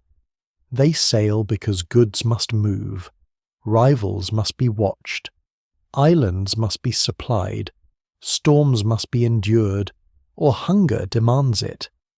That practicality matters because it helps explain why advanced geographic knowledge can exist without producing the kinds of grand written narratives later historians expect. A pilot does not need a philosophical treatise about the planet in order to know a current intimately. A fishing community may understand a dangerous stretch of water with astonishing precision and leave almost no durable archive behind. Oral transmission can sustain competence for generations while preserving almost nothing that later scholars can quote. This is why the oceans can become silent highways in the historical record. The road exists, but it is not always paved in documents. A community crosses and recrosses the same waters, yet if its record-keeping is limited, perishable, restricted, or simply never incorporated into elite literary culture, later ages see only scattered evidence. Archaeology may catch part of it in traded goods, hull forms, anchor remains, or isotopic traces. Linguistics may catch another part in loanwords and place names. Cartography may catch still another, preserving route logic long after the names of the navigators have been lost. The surviving map that troubles us belongs to exactly this sort of world. It may reflect not a sudden leap of impossible understanding, but the paper residue of many practical crossings layered together. The Mediterranean Portolan tradition shows how far this can go. Portolan charts are often astonishing in their handling of coastlines important to navigation. They're not omniscient. Their inland spaces can remain thin, and their wider global frameworks can still be awkward. But along the shore, where generations of pilots repeatedly need reliable information, precision becomes possible through cumulative correction. One mistake costs time, another costs cargo, a third costs lives. Over many voyages, practical error is selected against. The chart improves because reality forces it to. It is a form of collective editing imposed by reefs, winds, and wrecks. That same logic, expanded through broader maritime systems, helps explain how accurate coastal segments can circulate far beyond the immediate culture that first refined them. The sea also encourages exchange between strangers more often than land empires sometimes do. Ports are places where languages meet under pressure. Translators, brokers, captains, prisoners, merchants, dock labourers, pilgrims, and officials all participate in moving information. One pilot may not hand over his best secrets freely, but details leak in fragments. A coastline is sketched from memory. A current is mentioned in complaint. An island is described in a bargaining dispute. A captured sailor reveals the wrong thing to save his life. A foreign chart is copied imperfectly in a harbour office. Maritime knowledge rarely stays pure because port life is fundamentally porous. Even great empires that want secrecy cannot fully seal their docks against observation. The sea itself resists monopoly. And yet the sea is also a destroyer of evidence. Ships sink, logs rot, salt ruins ink, charts taken aboard for practical use become stained, torn, and disposable. Harbours that once mattered are abandoned when trade shifts or coasts silt up. Sea level changes alter anchorages. Storms erase shore installations. Entire working archives disappear with vessels lost in one bad season. This is one reason maritime history so often feels more elusive than the scale of its impact would suggest. The sea creates connection and simultaneously consumes its own paperwork. What survives in the record is often the afterimage rather than the full machinery. A later compiler, drawing together pieces from many traditions, may preserve something that the sea itself helped erase from direct view. The Atlantic world around the late 15th and early 16th centuries is especially charged in this respect. Portuguese and Spanish expansion dramatically widen the circulation of maritime intelligence, but they do so in a competitive atmosphere shaped by secrecy. Charts matter, bearings matter, river mouths, islands, capes, and return winds matter. Yet the more valuable such knowledge becomes, the more likely it is to be guarded, stolen, or quietly replicated. An Ottoman admiral compiling material in 1513 is not living in a world where coastlines exist only for the states that first reach them. He's living in a world where maritime knowledge is already moving along unofficial channels. Capture, commerce, espionage, and multilingual exchange all work against the illusion of exclusive possession. Scholars still debate the precise balance between direct observation and inherited source material in maps of this period. The evidence remains incomplete, and it should remain incomplete in the telling, because certainty would be dishonest. But no single explanation fully accounts for how geographic knowledge spread in early modern waters. Some of it came from formal state-sponsored exploration. Some came from pilots whose names vanished. Some came from working charts never meant for posterity. Some may have travelled through Arabic, Iberian, Italian, or other intermediaries before appearing in Ottoman hands. The point is not to force one clean route of transmission. The point is to accept that the sea had many. This helps explain why some coastlines on old maps seem more informed than the triumphalist narratives of later national histories would prefer. Discovery stories often like singular heroes, singular flags, singular firsts. The ocean prefers systems. It remembers repeated crossings better than declarations. A king may sponsor a voyage, but generations of unnamed seamen turn the result into dependable route knowledge. An explorer may glimpse a coast, but fishermen, traders, cartographers, and rivals are the ones who stabilize it into common understanding. The sea therefore undermines simple ownership of knowledge. It turns observation into circulation. Once that circulation begins, even an imperfect map can carry the trace of a much wider community of knowing. So the silent highways of wind and current sit beneath the mystery like a hidden framework. The old map does not need supernatural origins if the oceans themselves are already structured enough to support repeated, layered contact. A coastline can travel far in the world once a current makes return possible, once a port makes copying possible, once a merchant makes transmission profitable, once a court makes collection prestigious. The line on the parchment is the last visible edge of a deeper fact seas create archives in motion. Most of those archives perish. A few reach paper. Fewer still survive centuries. When they do, they look uncanny only because the roads they came by have mostly vanished back into water. The deeper the investigation goes, the less stable the coast becomes.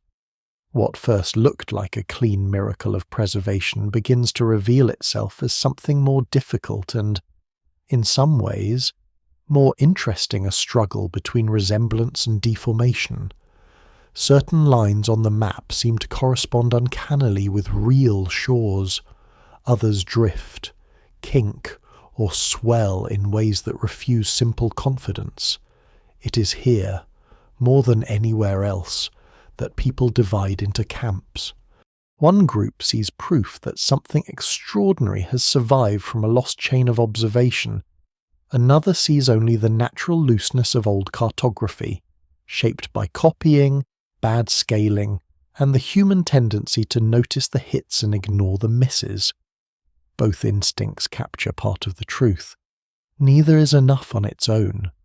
Coastlines are among the most revealing and deceptive features any map can carry. They feel objective. A coast is where land meets water. It ought to be one of the simplest things to compare across time. But in practice, a coastline is never just a line. It is an interpretation. Which inlets matter, which islands are included, how are estuaries simplified, what happens to marshy shores, tidal flats, deltas, sandbars, or river mouths that move over generations. A modern satellite image gives the illusion of finality, but even now coasts shift constantly under storms, sediment, erosion, tectonic movement, and sea level change. In the ancient and early modern world, where coastlines are assembled through observation from sea level memory, dead reckoning, and repeated copying, the apparent fixity of the shore becomes far less certain. This matters because some of the most provocative claims about old maps have rested on the assumption that a coastline, once drawn with a certain shape, either matches reality or does not. The actual situation is far messier. A mapmaker may capture the general orientation of a coast while distorting its proportions. He may preserve the existence of a major bay while misplacing it relative to surrounding features. He may compress long distances and stretch short ones, especially when fitting together source materials of different origin. A practical mariner's chart can be highly reliable for navigation along a given shore, while looking strangely wrong when judged as a modern projection. The evidence remains incomplete because the act of drawing land is inseparable from the method used to know it. Take the eastern coast of South America, the portion that has drawn so much attention. Its broad shape on the surviving map often appears impressive, and it should. By the early 16th century, there are real pathways by which information about that coast could have reached a compiler like Piri Rice.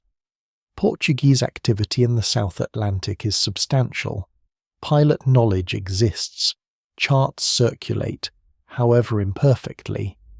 But as one looks southward, stability gives way to ambiguity. The line can seem to continue into forms that later viewers have treated as either distorted South America, some attached southern landmass, or something far more dramatic. Here interpretation begins to outrun evidence.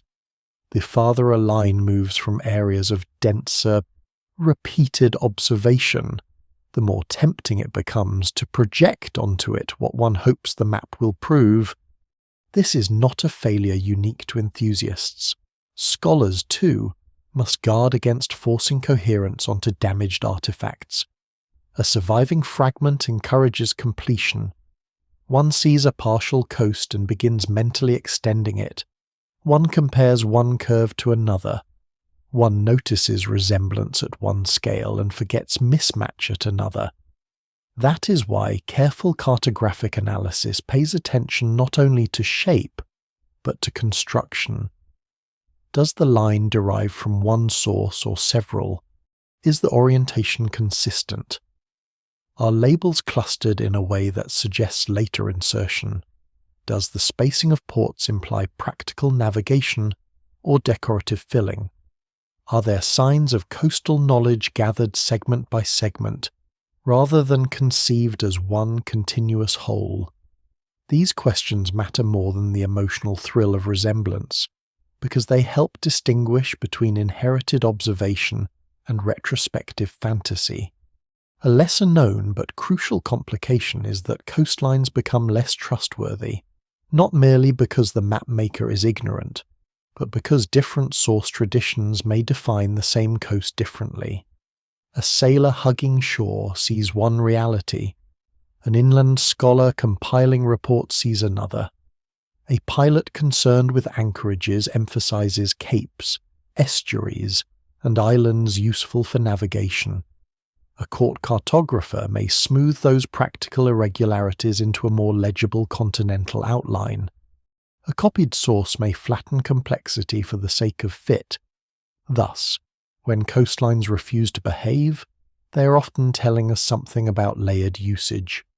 One part of the map may carry the memory of a working chart. Another may carry a cleaned-up intellectual version of the same region. When the two meet, the seam shows. This is especially important in regions where political urgency outruns stable knowledge. Newly contacted coasts tend to be badly behaved on maps because information arrives unevenly. One expedition charts a section carefully, another misreports a distance, a third identifies a river as a strait, and all of it gets folded into cartography before consensus has time to form. Early maps of the Americas are full of this instability. Islands multiply, coastlines attach and detach. Interiors remain uncertain, and names migrate as reports are corrected or corrupted. In that environment, an apparently accurate stretch is not suspicious in itself. What matters is how it sits among the uncertainties surrounding it. Sometimes the coexistence of accuracy and error is exactly what should be expected from a map assembled close to the edge of new knowledge. Yet there remains something stubborn in the better preserved portions of the lines. Some stretches do seem too disciplined to dismiss as happy accident. That discipline likely reflects repeated maritime contact, the use of good coastal source material, or both. Here the map feels closest to a practical document, even if it survives within a more composite framework. But the moment one pushes beyond those zones of confidence, the line grows unstable again, and so does the argument. This is why no single explanation fully accounts for the whole.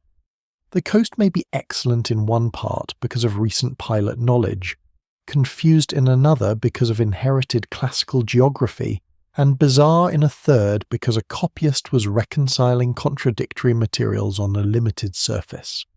The most famous overreach, of course, is the claim that certain southern features on the map represent Antarctica, perhaps even an ice-free Antarctic coastline preserved from a remote prehistoric surveying tradition. This idea has had remarkable cultural staying power, largely because it offers exactly the kind of revelation people want from a mysterious artifact. It turns a complicated historical object into a forbidden key. But mainstream cartographic and historical scholarship does not accept it. The supposed fit is weak, the interpretive liberties are large, and the argument depends on selectively privileging resemblance while minimizing obvious mismatch.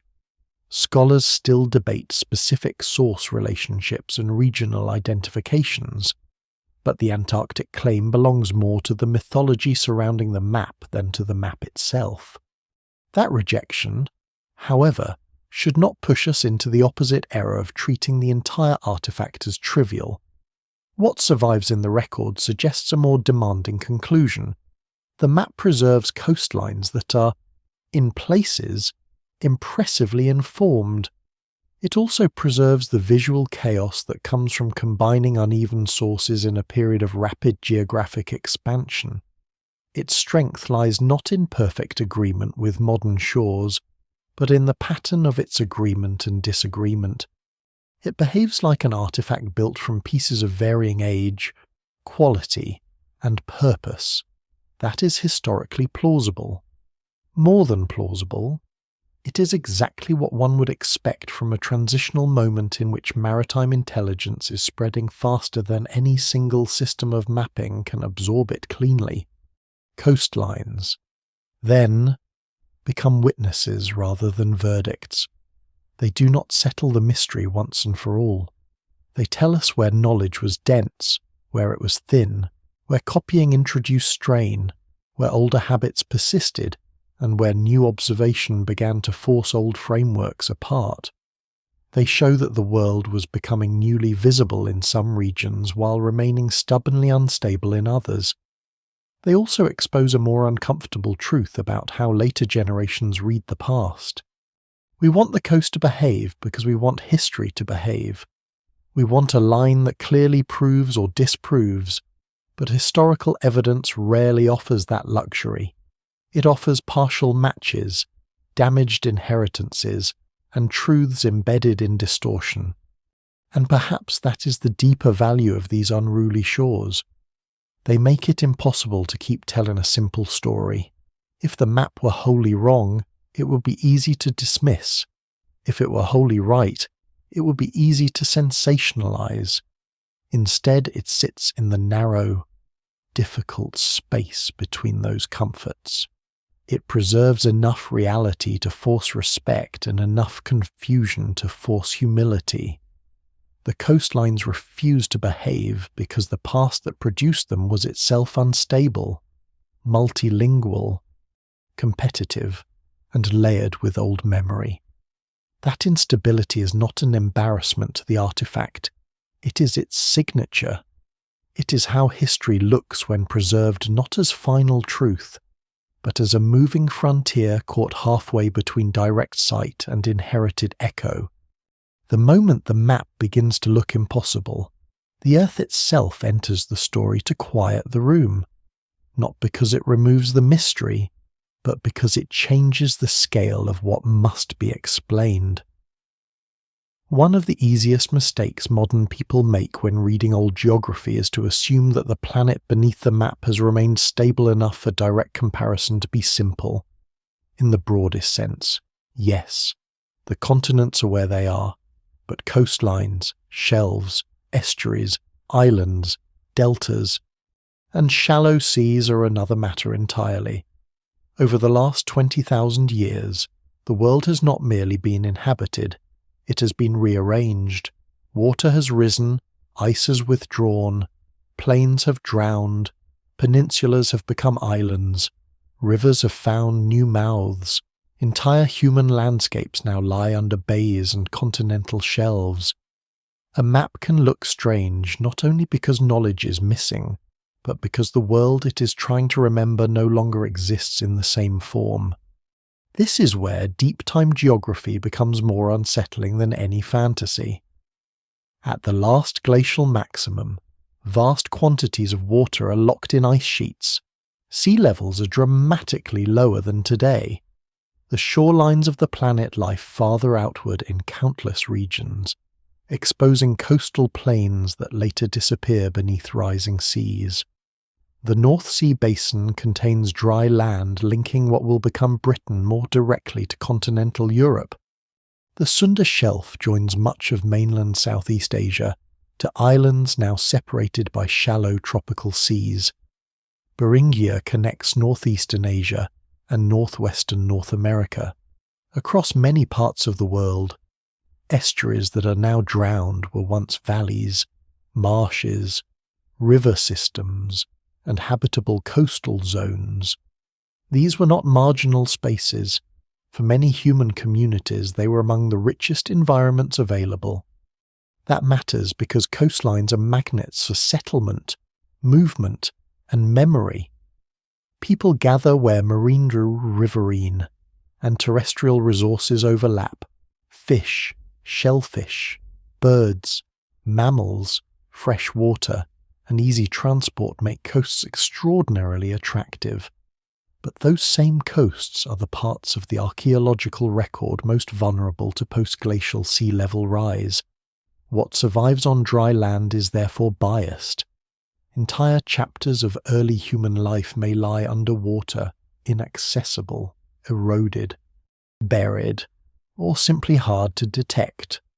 Scholars still debate the scale of what has been lost in particular regions, but the general principle is clear. The evidence remains incomplete not because coastal prehistory was unimportant, but because many of its best locations were swallowed by the sea. The implications reach far beyond prehistory. Even within the span of literate civilizations, shorelines shift enough to confuse later readers of maps and texts. Harbours silt up, delta branches migrate, earthquakes raise or lower coastal margins, storm surges breach lagoons, volcanic events alter navigation, in the Nile Delta, in the marshlands of Mesopotamia, in the estuarine worlds of the Mediterranean and Black Sea, in the tidal zones of the Atlantic, land and water negotiate constantly. A city described as coastal in one era may feel inland in another. An island may be tied by sediment to a mainland centuries later. A river mouth may no longer open where an old chart places it. None of this turns a strange map into proof of lost superscience. But it does warn against a simplistic reading in which modern shorelines are treated as permanent truth and older representations as defective by default. There is a lesser-known emotional consequence to this. When a map preserves coastal knowledge that later seems odd or displaced, it may be carrying the memory of a shoreline closer to the reality of its own era than to ours. Not necessarily an Ice Age relic in any dramatic sense, but a coastline altered enough by sediment, sea level change, tectonics, or storm history that direct one-to-one comparison becomes misleading. This is especially important in shallow marine environments and deltic regions, where centuries can matter. A line on a map may not be wrong so much as temporally displaced. It belongs to a landscape already moving when it was drawn. Now widen the lens further. During the end of the last Ice Age and the long transition into the Holocene, humans witness environmental changes on scales difficult for settled societies to imagine later. Shorelines retreat inland over generations. Hunting grounds vanish. Islands form where none existed. River systems reorganize. Lakes appear and disappear. Low plains flood slowly enough to be lived through, yet relentlessly enough to change migration, subsistence, and memory. Some scholars have argued that parts of later flood traditions or remembered drowned lands may preserve distant echoes of such transformations.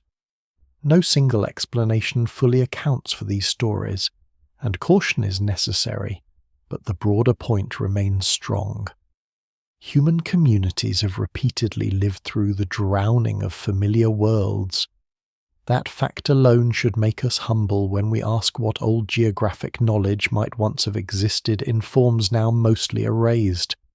This is where the idea of buried lands becomes more than romance. Around the world there are now submerged landscapes that once hosted human life, Doggerland beneath the North Sea, drowned shelves in Southeast Asia, submerged prehistoric sites in the Mediterranean and Black Sea regions, paleo-channels and former estuaries now hidden under modern waters. Under favourable conditions, archaeology can sometimes glimpse these vanished terrains through sonar, sediment cores, pollen records, drowned forests, worked stone, or preserved structural remains, but the work is expensive, technically difficult, and uneven. Most underwater prehistory remains stubbornly incomplete. That incompleteness matters because it reminds us how much of humanity's spatial experience has literally dropped below the visible record. The map at the centre of this story does not need to contain a perfect image of a drowned Ice Age world to be illuminated by this context. What changes is the mental atmosphere around it. Once we accept that coasts move, that habitable lands disappear, and that early human occupation is disproportionately missing where the sea advanced, The notion of ancient geographic memory surviving in fragmentary ways stops feeling absurd. People remember useful routes. They preserve place names long after landscapes shift. Myths attach themselves to former coastlines. Traders inherit sailing knowledge from regions whose shore configuration is no longer exactly what older generations knew. A copyist centuries later may preserve a coastline tradition already partially out of date without knowing why it feels strange. There's also a sharp contrast between interior memory and coastal memory. Mountains and deserts can preserve sites for astonishing lengths of time. Coasts often do the opposite. They are dynamic, economically valuable, repeatedly settled, and physically unstable. This means that knowledge attached to coasts can be both sophisticated and fragile. It is sophisticated because repeated use forces people to learn tides, shoals, channels, and landfalls with precision. It is fragile because storms, rising water, erosion, and trade shifts can erase the material anchors of that knowledge quickly. A prosperous harbour can die in sediment. A fishing ground can move, a channel can close, a drowned plain can survive only as story. When later maps preserve oddly persistent coastal ideas, they may be holding the final paper residue of environments that were already transforming beneath the societies using them. Scholars still debate how far back recoverable geographic memory can meaningfully travel through oral or written traditions. The honest answer is that it varies enormously, and certainty is rare. Some root knowledge can survive for astonishing spans in stable cultural settings. Other information disappears in one generation after displacement or conquest. What survives in the record suggests both endurance and brutal fragility. That is exactly why the deep time environmental backdrop matters. It does not prove specific cartographic claims. It establishes a world in which knowledge of changing coasts could be lost, inherited, garbled, and preserved in uneven ways over very long periods. And there is another unsettling implication. Modern people often imagine progress as an accumulation taking place on a largely fixed stage. But for much of human history, the stage itself has been moving. If a civilization builds its coastal knowledge over centuries and then the coast changes, part of its mental world becomes obsolete through no intellectual failure of its own. If later generations inherit fragments of that knowledge without fully grasping the landscape to which it once referred, confusion is inevitable. A strange map may therefore be not just a puzzle of transmission, but a puzzle of environmental time. It carries information from a world not quite aligned with the one used to judge it. So ice, memory, and buried lands enter the story not to license extravagance, but to deepen realism. The planet has changed enough to make old geography look uncanny. Human settlement has concentrated in exactly the zones most likely to drown or shift. Archaeology has recovered only part of what vanished.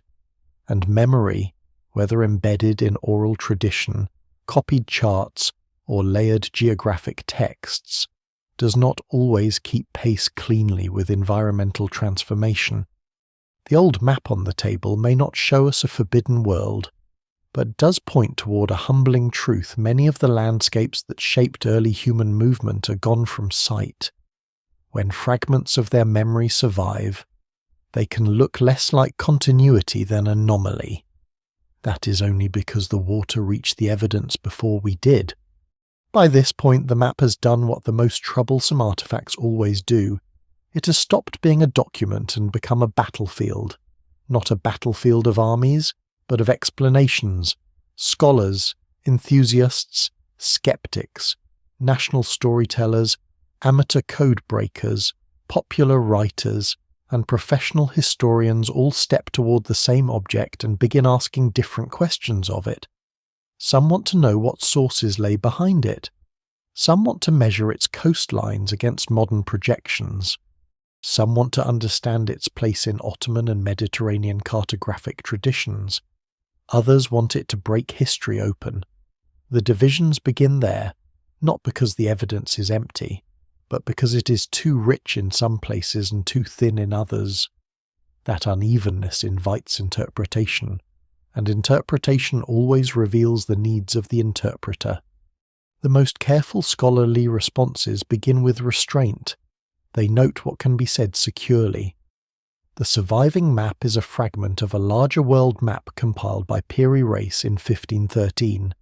It draws on multiple sources. Its inscriptions say so. Some of those sources are recent, linked to Iberian exploration. Some may be older chart traditions filtered through Mediterranean and Islamic geographic inheritance. The map is a composite, not a singular eyewitness record. Its strongest features are therefore not signs of impossible knowledge, but signs of successful compilation. This position does not drain the mystery from the artifact, it relocates the mystery. The puzzle becomes historical rather than supernatural. What exact source chains fed into the compilation? How much came from direct or near-direct Atlantic knowledge? How much passed through older models? Where did correction occur, and where did older distortions remain? That approach has the advantage of fitting what is already known about pre-modern knowledge systems. Scholars of cartography are used to mixed objects. They know that maps are often layered, opportunistic, and practical. They also know that apparent precision can coexist with glaring error without contradiction. A coastline may be excellent because it comes from recent pilot knowledge. An adjacent region may be poor because it derives from older inherited assumptions. A label may preserve a genuinely old tradition while the shape surrounding it has been newly reworked. In this reading, the map becomes an archive of transmission. It is valuable precisely because its inconsistencies are visible. They show the seams of contact between older and newer worlds of knowledge. Yet even within mainstream scholarship, the debates are not trivial.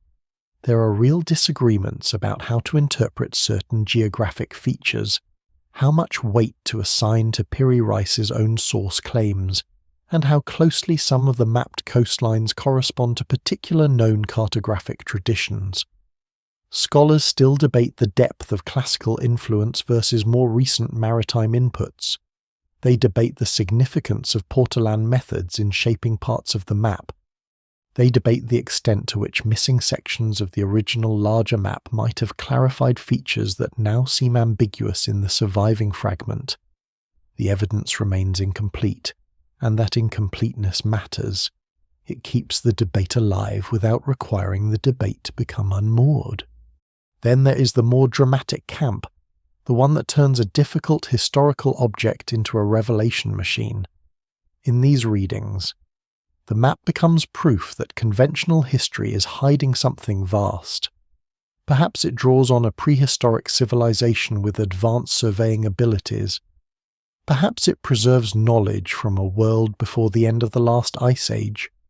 Perhaps it is evidence that ancient mariners crossed oceans with the level of geographic command later civilizations forgot. Perhaps the strange southern features show Antarctica before its modern ice cover. These theories differ in detail, but they share an emotional structure.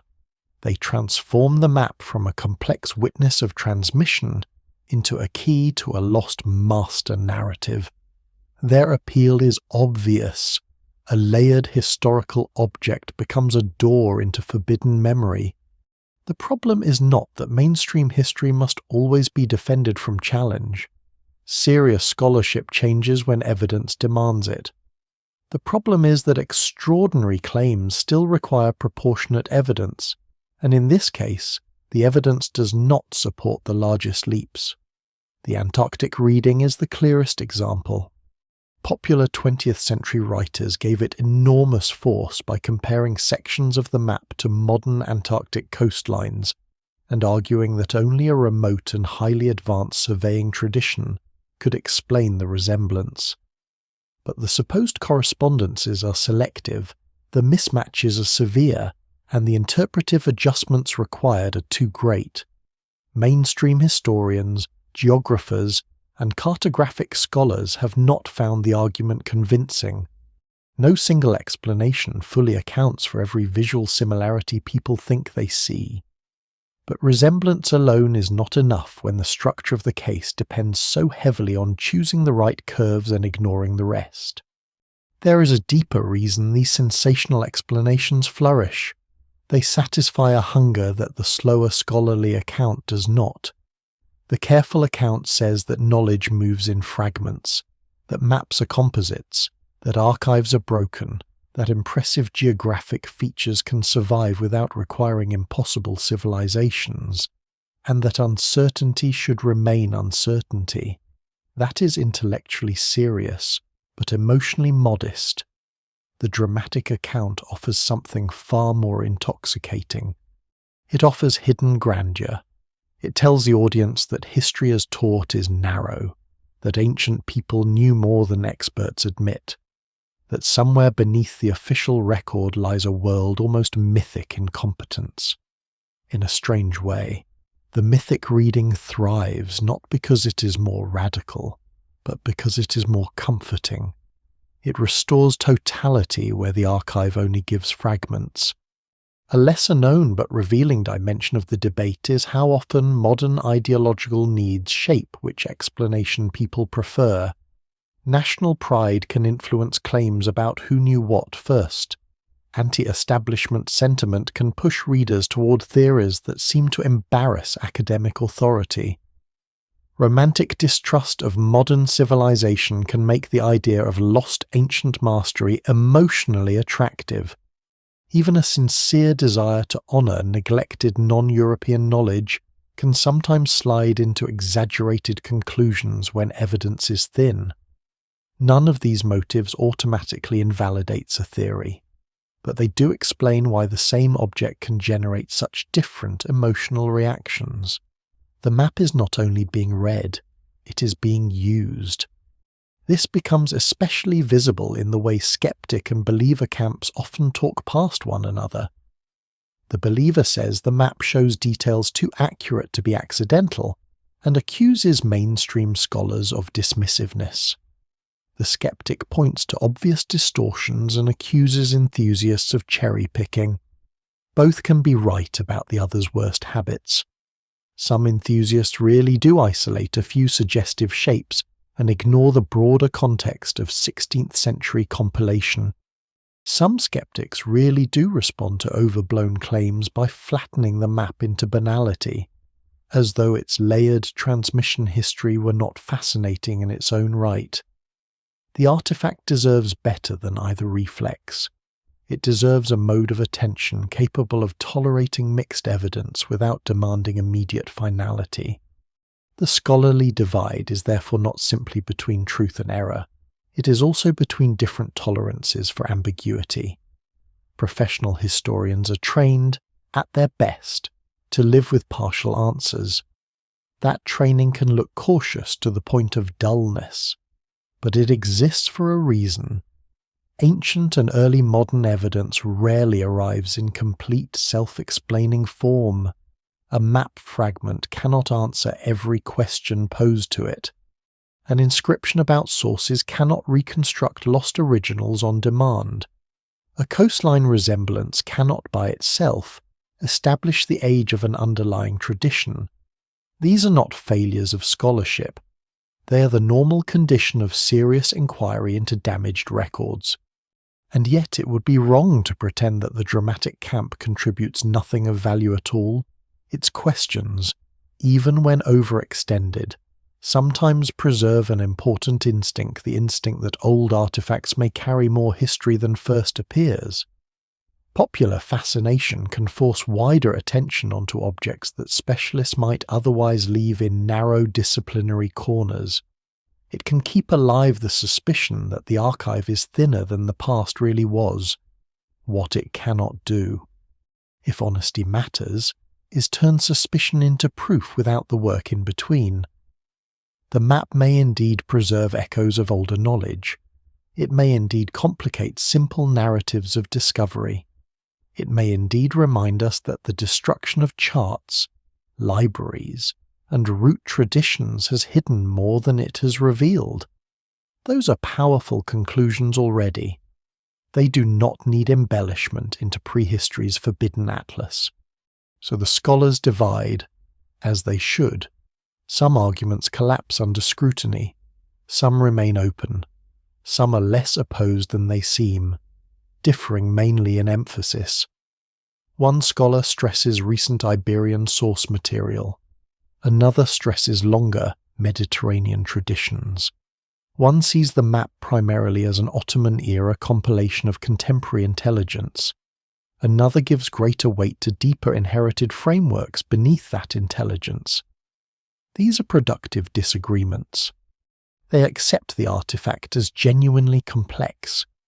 The real danger begins when complexity is treated as weakness rather than reality.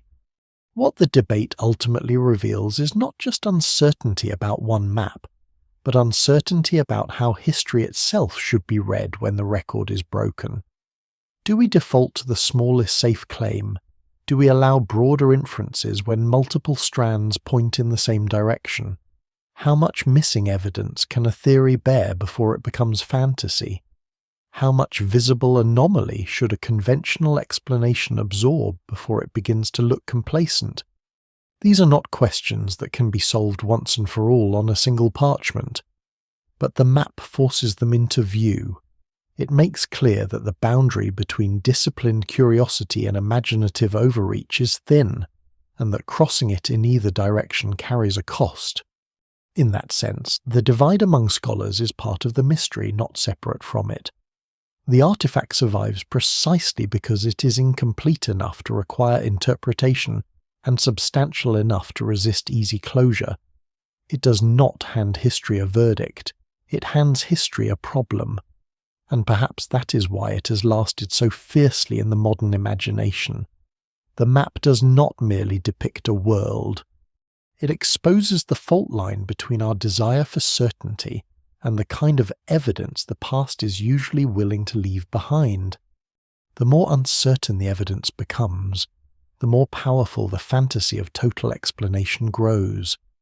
That is why mysterious maps so often drift, in the public imagination, toward the idea of forbidden knowledge. A difficult artifact becomes easier to love when it seems to promise not merely complexity, but revelation. The old parchment is no longer treated as a product of layered transmission, maritime intelligence, imperial rivalry, and broken archives. Instead, it becomes a relic from a hidden age when humanity knew the world in ways later civilizations forgot. The attraction is understandable. There is something deeply satisfying about the idea that history is not only incomplete, but upside down, that what modernity calls discovery was really rediscovery, that somewhere beneath the shredded record of the past lies a lost order of mastery waiting to be recognized. But the very smoothness of that story should make us suspicious. Forbidden knowledge is one of the oldest literary instincts in human culture. It appears in myths of stolen fire, in sacred names reserved for the initiated, in secret books, lost languages, vanished islands, and hidden libraries beneath ruined cities. It thrives wherever fragments survive without context. A single shard of something once larger invites the mind to reconstruct a whole system around it. A map is especially vulnerable to this because it already carries the aura of overview. It seems to stand above the world, to convert travel into vision. When such an object contains puzzling details, it feels almost natural to imagine that it must descend from a lost tradition of exceptional seeing. The strange thing is that this reaction often says more about modern hunger than ancient reality. What people usually want from forbidden knowledge is not simply surprise. They want coherence. The ordinary historical account, careful and incomplete, can feel unsatisfying because it reflects how damaged the record really is. One coast is well known, another is not. One source survives, 10 do not. A compiler inherits old and new material, but leaves no clean explanation of how each piece was weighed. Scholars compare, argue, revise, and remain uncertain. It is all very human and very untidy. The forbidden knowledge story wipes that discomfort away.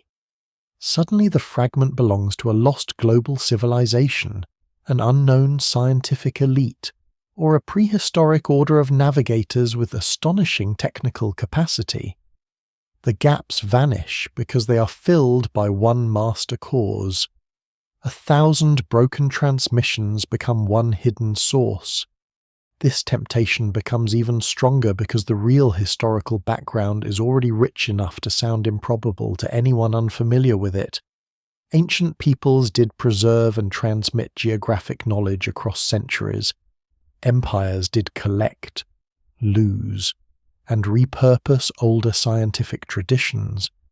Sailors did move information through unofficial channels. Libraries did burn. Manuscripts did vanish. Coasts did change. And later, scholars really did inherit fragments detached from their original context. Once those facts are admitted, the leap into a fully lost world can feel small, but it is still a leap. The difference between older and more layered than expected and proof of a vanished advanced civilization is enormous. Popular storytelling tends to blur that difference because mystery markets better when it carries a totalizing promise. A lesser-known part of the attraction lies in modern distrust of institutional knowledge. Many people assume, not always without reason, that official accounts simplify, exclude, and defend themselves. Sometimes they do. History as taught in broad public form has often reduced discovery to national hero stories, minimized non-European knowledge systems, and hidden just how fragmentary the evidence really is. In that environment, a mysterious map can appear as a corrective. It seems to expose the poverty of triumphalist narratives. It hints that older civilizations, overlooked sailors, or erased traditions understood far more than the textbook version admits. There is truth in that instinct. But the instinct becomes dangerous when it no longer distinguishes between legitimate revision and boundless projection. Not every correction leads to a hidden empire. The fantasy of lost total knowledge also flatters the present in an odd way. It allows modern audiences to imagine themselves as the first to notice the secret. The artifact becomes a coded message crossing centuries, ignored by institutions but finally decoded by the curious outsider. This is emotionally potent. It turns passive viewing into initiation. The old map no longer belongs to the world that made it. It belongs to the reader who believes they have seen through the cover story. This psychology helps explain why some dramatic theories survive criticism so easily. The criticism itself becomes part of the myth. Scholarly rejection is recast as fear, blindness, or deliberate concealment. Once that happens, the theory no longer lives or dies by evidence. It lives by identity. And yet the irony is hard to miss. The real history behind the map is already more radical than many of the fantasies built on top of it. It tells us that knowledge does not move cleanly, that civilizations inherit without fully understanding, that practical expertise often survives outside prestigious texts, that archives are not neutral storehouses but brutal filters, and that whole networks of transmission can vanish until one late artifact makes their absence suddenly visible. This is not a tame conclusion. It undermines the idea of straightforward progress. It weakens national myths of solitary discovery.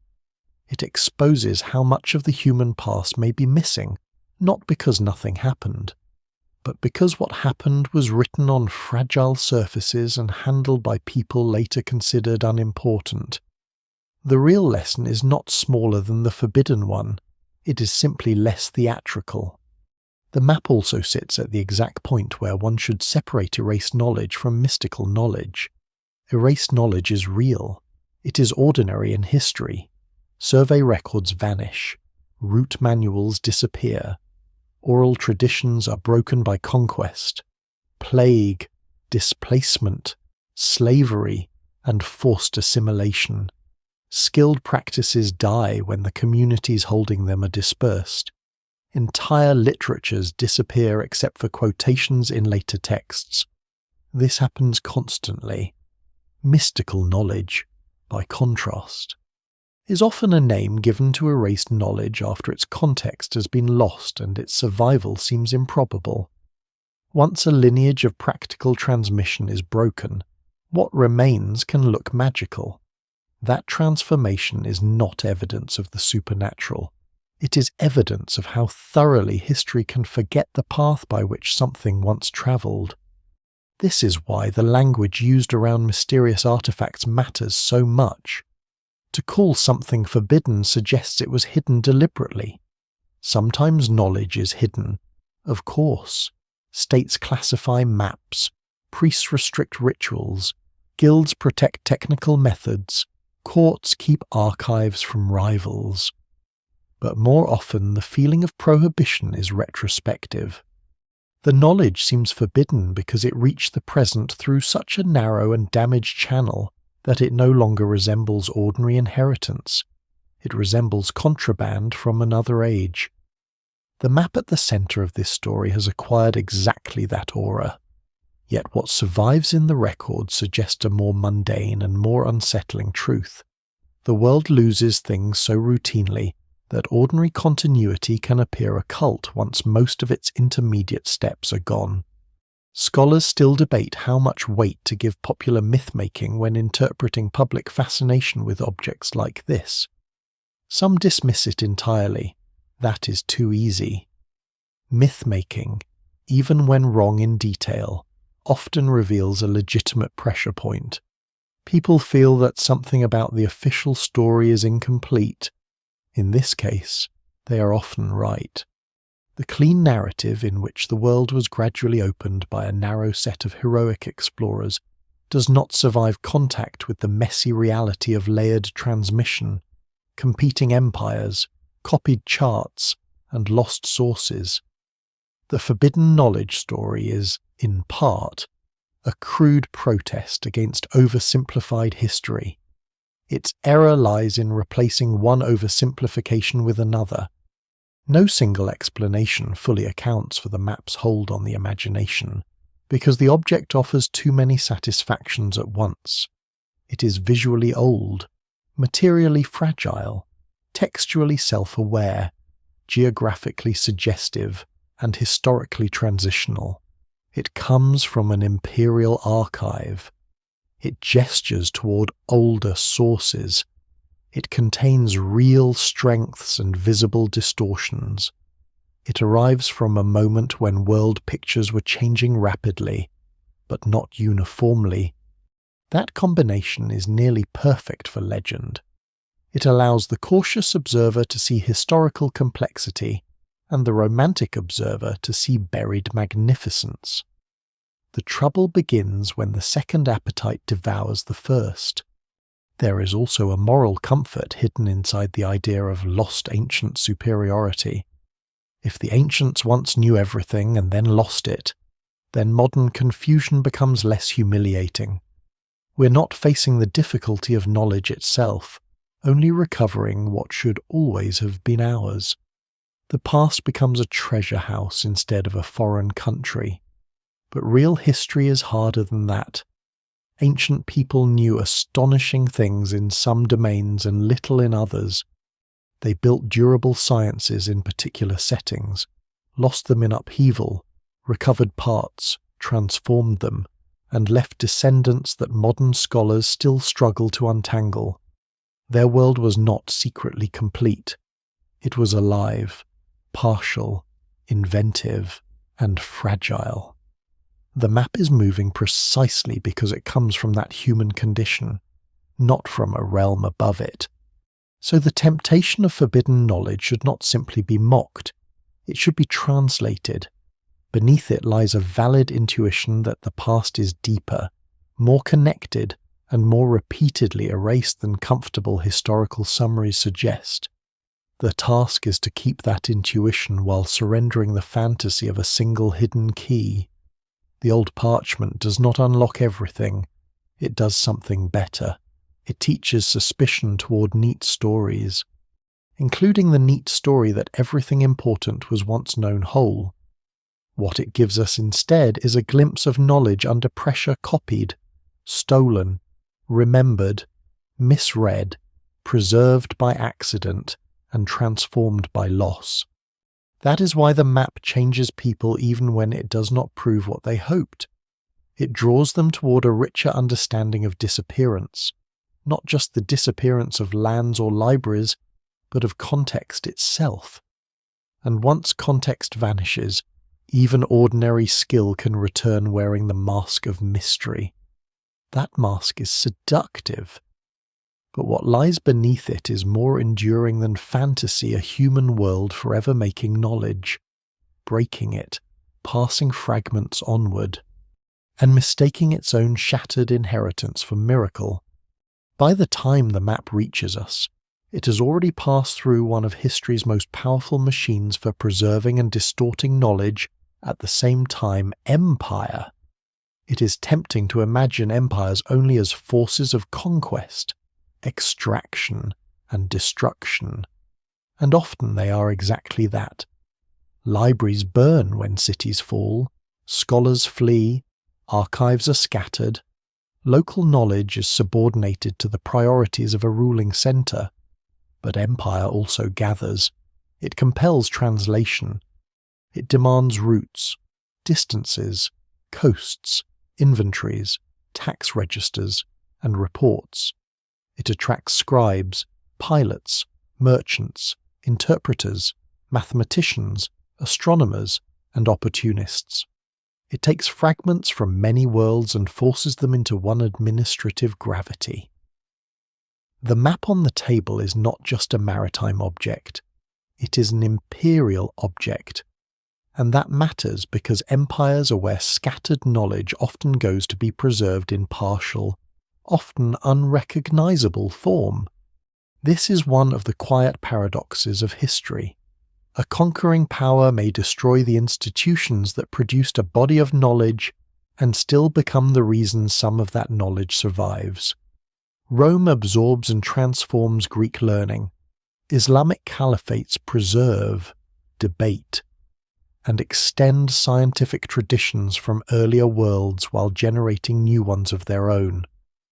Byzantine scholars transmit classical material across periods of fracture. The Mongol Empire, for all its violence, creates conditions in which information, goods, and techniques move across astonishing distances. Later Ottoman, Safavid, Mughal, Iberian, and other imperial systems all gather knowledge for state use, prestige, and survival. None of this is morally tidy. Preservation does not excuse conquest. But it does explain why knowledge so often reaches the present wearing the insignia of powers that did not originally create it. A map is especially likely to be shaped by this process because rulers have practical reasons to care about geography. They need ports, frontiers, sailing routes, productive provinces, vulnerable coasts, river crossings, and reliable travel times. But beyond practicality there is symbolism. To map a world is, in some measure, to claim a world. Even when control is incomplete or imaginary, the act of representation flatters power. Courtly map-making therefore tends to serve two masters. One is utility, the other is prestige. This dual purpose can corrupt accuracy, but it can also preserve documents that might otherwise be discarded. A chart survives because it is useful, or because it is beautiful, or because it makes the ruler appear vast. Often it survives because it is all three. Piri Reis works within exactly such a landscape. He is not merely a sailor sketching for personal reference. He is an Ottoman admiral and man of letters, a participant in a military bureaucratic world where geographic knowledge has consequence. The Ottoman Empire sits at the hinge of continents and seas. It inherits the eastern Mediterranean, contends with Venice and Iberian powers, and occupies a position from which maritime intelligence is not a luxury, but a strategic necessity. In such an environment, one would expect compilations, reports, translations, captured materials, and working charts to accumulate. Scholars still debate the precise channels by which every source reached him, but the broader ecosystem is not mysterious. Empires create reservoirs. They rarely fill them cleanly. A lesser-known but revealing feature of imperial knowledge is how often it comes stripped of origin. A court archive may preserve a document because it is useful, not because anyone cares to honour the community that first produced the information within it. A coastline learned from one maritime culture may enter another empire's records with new labels and no trace of its earlier custodians. A translation may keep the facts while burying the source tradition. Conquest accelerates this amnesia. Once knowledge is appropriated into a larger administrative system, attribution becomes fragile. What survives in the record suggests that many famous repositories of learning are full of such anonymous inheritances. The named compiler stands at the end of a chain whose earlier links have often been flattened into silence. This is why imperial courts are so often built on fragments. They do not begin from zero. They collect. They seize. They borrow. They purchase manuscripts from merchants who barely grasp their value. They sponsor scholars to reconcile conflicting traditions because contradiction is inconvenient for rule. They gather astronomers to refine calendars, surveyors to assess taxable land, pilots to describe hostile waters, and translators to carry old texts across linguistic borders. Under such conditions, even a civilization convinced of its own superiority may be living off older intellectual capital it only partially understands. That is not an exception. It is the rule. The map at the centre of this story becomes more comprehensible once it is seen not as an isolated marvel, but as the kind of composite object empires are unusually good at producing. The Abbasid translation movement is one of the clearest historical examples of this broader pattern. In Baghdad and related centres, Greek scientific and philosophical works are translated into Arabic, debated, corrected, and expanded. Astronomy, mathematics, medicine, and geography all move through this process. The result is not mere preservation, but transformation. Later, Latin Europe will, in turn, recover some of this material through Arabic intermediaries. Knowledge crosses political and linguistic boundaries by passing through imperial institutions that both save and reshape it. The same general pattern appears elsewhere. Norman Sicily, poised between traditions, becomes a site of synthesis. Ottoman scholars inherit from Islamic, Mediterranean, and increasingly global currents. Iberian empires gather Atlantic and American intelligence while also drawing on older Mediterranean habits.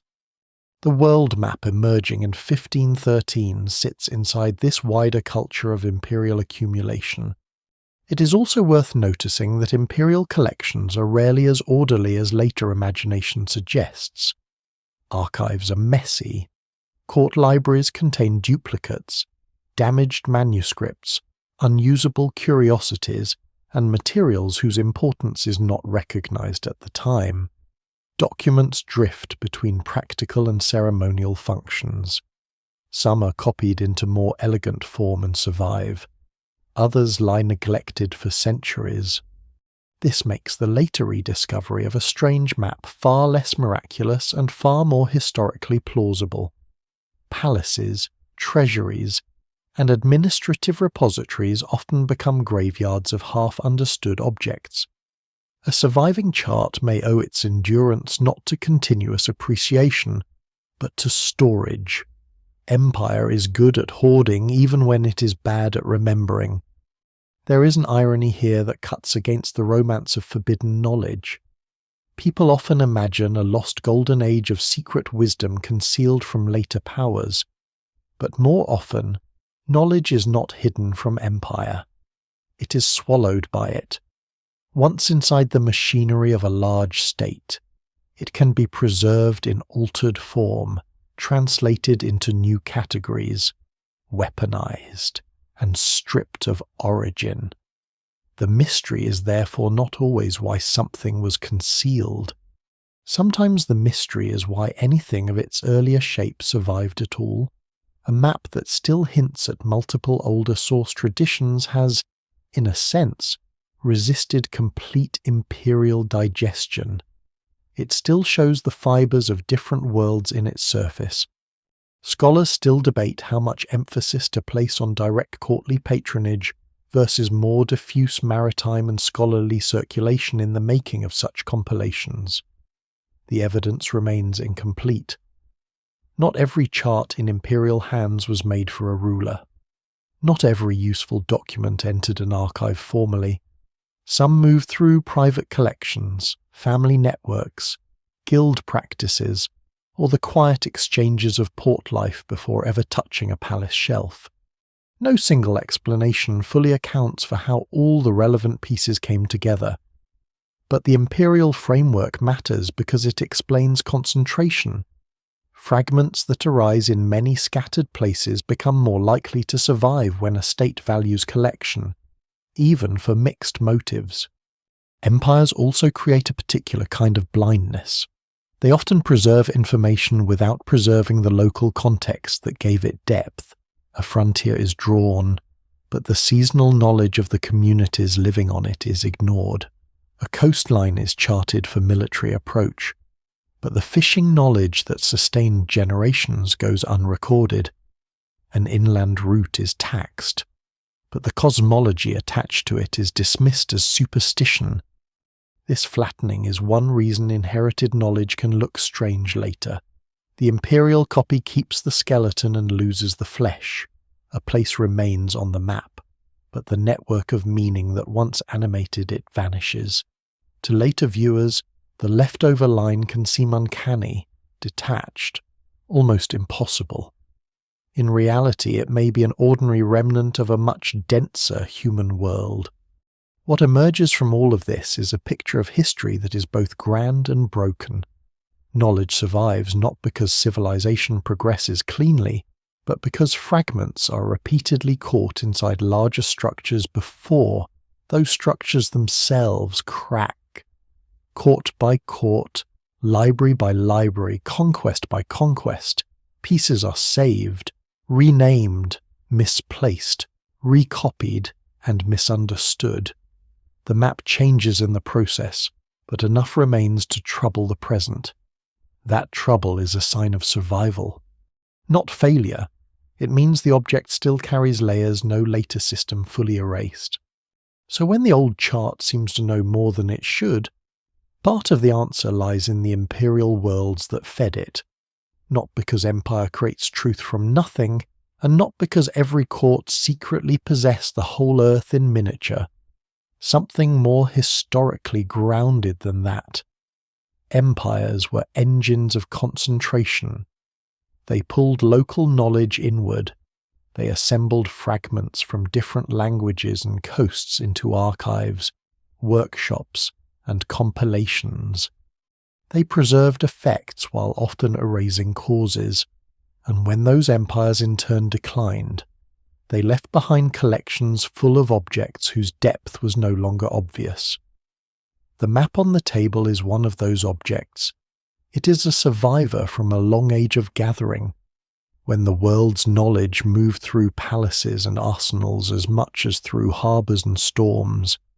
What we see on its surface is not a single civilization's triumph. It is the residue of many worlds pressed together under power.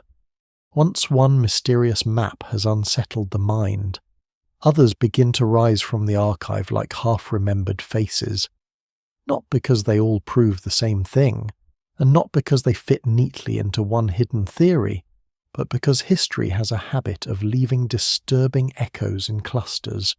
A single strange chart can be dismissed as anomaly. A wider pattern of old maps preserving unexpectedly layered knowledge is harder to shrug away. The effect is cumulative. Different centuries, different courts, different languages, different purposes. Yet again and again there appear documents that seem to know more than the narrowest version of history would predict, while also remaining visibly bound to the errors, assumptions, and limitations of their own time. That combination matters. It suggests not miracle, but repeated survival. The Fra Mauro map, created in 15th century Venice, is one of the most striking examples. It does not resemble the parchment at the centre of this story in style or direct purpose, but it shares something essential with it, a world assembled from many voices. Fra Mauro, a Camaldolese monk working in a city deeply entangled in trade and information exchange, creates a massive world map that synthesizes classical learning, medieval traditions, travel accounts, merchant intelligence, and practical geographic knowledge from multiple cultural spheres. The resulting image is not modern, but it is astonishingly expansive. Africa curves in ways that suggest awareness of navigable possibilities around its southern reaches. Asia is treated through a mix of inherited and contemporary knowledge. The Indian Ocean is not imprisoned as a closed inland sea in the older classical manner. Here again, the Old World looks more informed, more permeable, and more globally entangled than simplified historical memory often allows. The significance of such a map is not that it gets everything right. It does not. Its proportions are uneven, its internal logic mixed, its worldview still marked by the conceptual baggage of its age. But that is precisely the point. The map's power lies in its hybridity. It shows a civilization thinking beyond inherited constraints without yet escaping them, and it does so by drawing on networks of report far wider than the old heroic story of isolated discoverers would suggest. What survives in the record suggests that merchant cities, port communities, and multilingual intermediaries were often just as important as crowns and captains in widening geographic understanding. Fra Mauro's work becomes one more reminder that world knowledge did not expand in a straight line, owned by one civilization at a time. It moved through contact zones. Go back further and another kind of echo appears in the work associated with Ptolemy. His geography is not a mysterious artifact in the sensational sense. It is canonical, studied, transmitted, debated. Yet even here the pattern repeats. A powerful framework survives through copying and translation, then re-emerges in later worlds with both its strengths and distortions intact. Ptolemy provides methods, coordinates, and a structured vision of the inhabited world that later generations can reconstruct into maps. But those later reconstructions are not simple recoveries of an original total truth. They are revivals through damaged channels. Manuscripts differ. Data is inherited unevenly. Errors are stabilized by authority. Still, the persistence of the framework across centuries shows how geographic knowledge can outlive the institutions that first organized it. Even when the map itself is missing, the skeleton survives.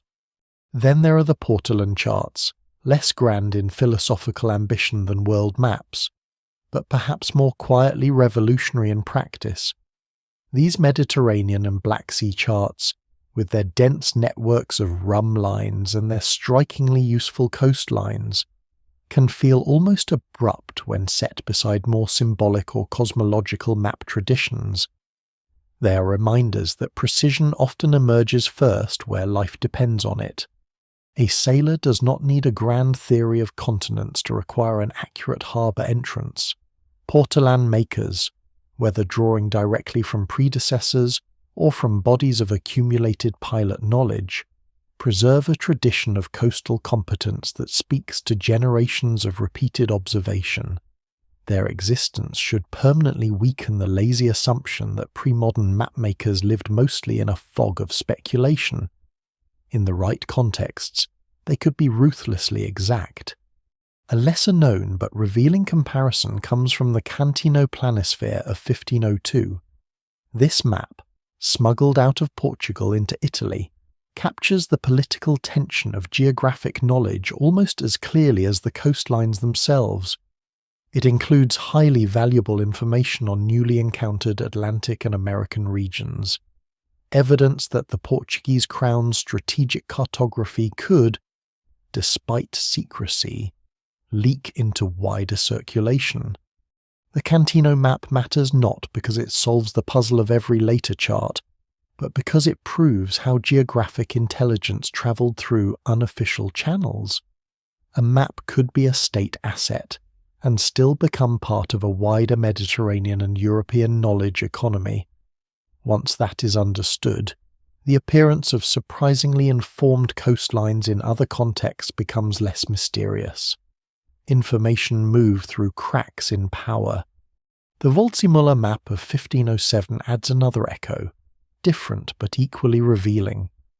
Here the new Atlantic world begins to assume more coherent form, and for the first time the name America appears on a printed world map.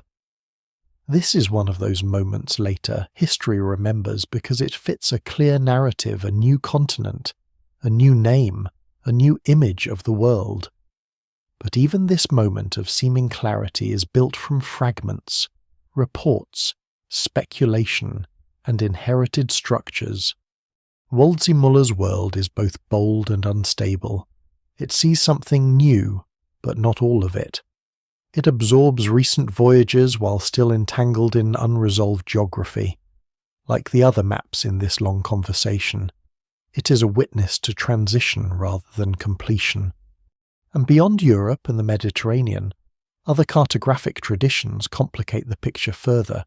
Islamic map-making, Chinese geographic representation, Korean world maps such as the Gangnido, and many regional traditions all show different ways of organizing space, authority, and inherited knowledge. They do not form one continuous alternative history, and it would be a mistake to flatten them into a single argument. But they do demonstrate a crucial point. There was never just one map of the world. There were many world pictures, many cartographic priorities, many ways of combining cosmology, administration, trade, memory, and observation. When later historians tell the story as though one civilization gradually illuminated a dark globe by itself, these other traditions stand as quiet refutations.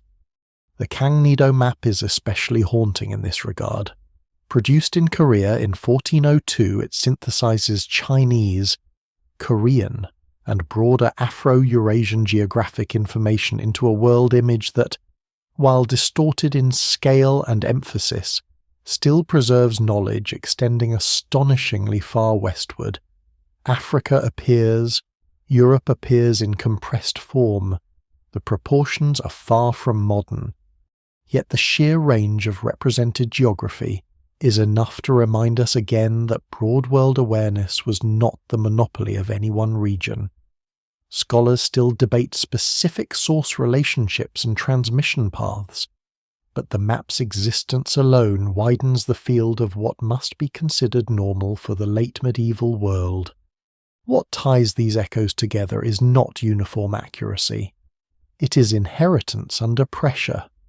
Each map carries some mixture of fresh information, older models, practical route knowledge, political ambition, and cultural framing. Each preserves something while misrepresenting something else. Each stands as a visible remainder of networks now partly lost, and taken together, they change the emotional register of the original mystery.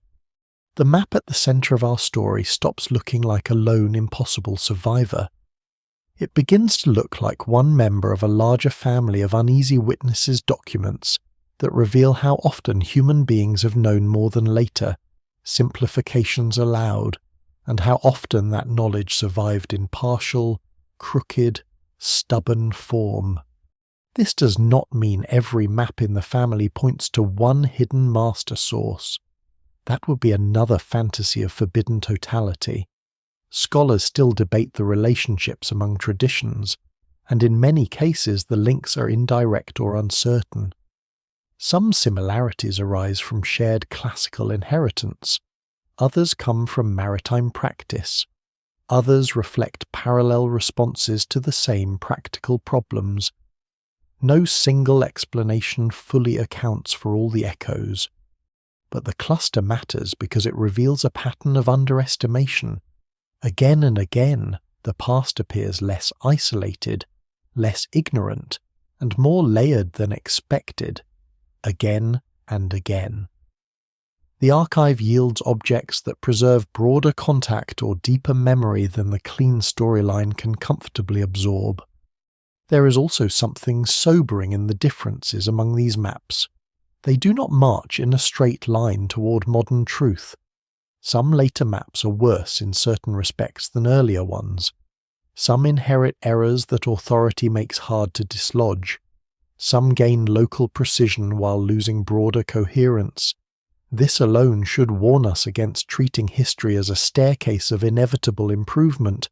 Knowledge expands, contracts, stabilizes, fragments, and gets rebuilt. Traditions overlap. Older correctives are forgotten. New observations are forced into old moulds. The world comes into focus unevenly, and sometimes a document from one century can preserve a regional truth more effectively than a supposedly more advanced work from another. So the other maps do not merely support the mystery, they deepen it by making it less singular and more human. They show that what seems uncanny in one artifact often belongs to a broader pattern of civilizations inheriting, mixing, and reusing geographic knowledge across long spans of time. They remind us that archives preserve echoes better than wholes, and that echoes can still be powerful. A surprising coastline here, a reworked classical framework there, a leaked state chart, a monk's global synthesis, a Korean world image stretched across continents, all of them suggest the same uncomfortable possibility. The past was not made of sealed rooms. It was made of corridors, some bright, some hidden, some collapsed, and some still just visible enough for us to trace their outline. By now the old map on the table has acquired company. It is no longer the only whisper from a larger lost conversation. Around it gather other witnesses, each damaged in its own way, each preserving both knowledge and confusion. Together they do not prove a secret civilization. They prove something harder to sensationalize and harder to ignore, that human beings have been building world pictures out of fragments for a very long time, and that those fragments sometimes travelled farther, lasted longer, and remembered more than the surviving story of history wants to admit. At a certain point in the investigation, the most honest answer begins to sound like a refusal. The map has been examined for traces of older knowledge, for signs of recent maritime intelligence, for evidence of copying, for distortions introduced by transmission, for coastlines that align and coastlines that rebel. Other charts have entered the conversation. Deep time geography has widened the stage. Imperial archives have supplied a mechanism for concentration and survival. The seductions of forbidden knowledge have been named and restrained, and still, something remains unresolved. Not because the artifact is supernatural, and not because scholarship has failed, but because the record itself is broken in ways no amount of intelligence can fully repair. What the map finally exposes is not a secret answer, but the shape of what history is no longer able to say with confidence. This is one of the least comfortable truths in serious historical work. Evidence does not arrive in proportion to our curiosity. The questions that matter most are often the ones least likely to receive complete answers. We want to know exactly which source maps lay behind the surviving fragment, and in what order they were combined. We want to know whether a given coastline segment passed from direct pilot observation into Iberian charts before reaching Ottoman hands, or whether it descended through older Mediterranean cartographic traditions that had already preserved layers of correction over generations.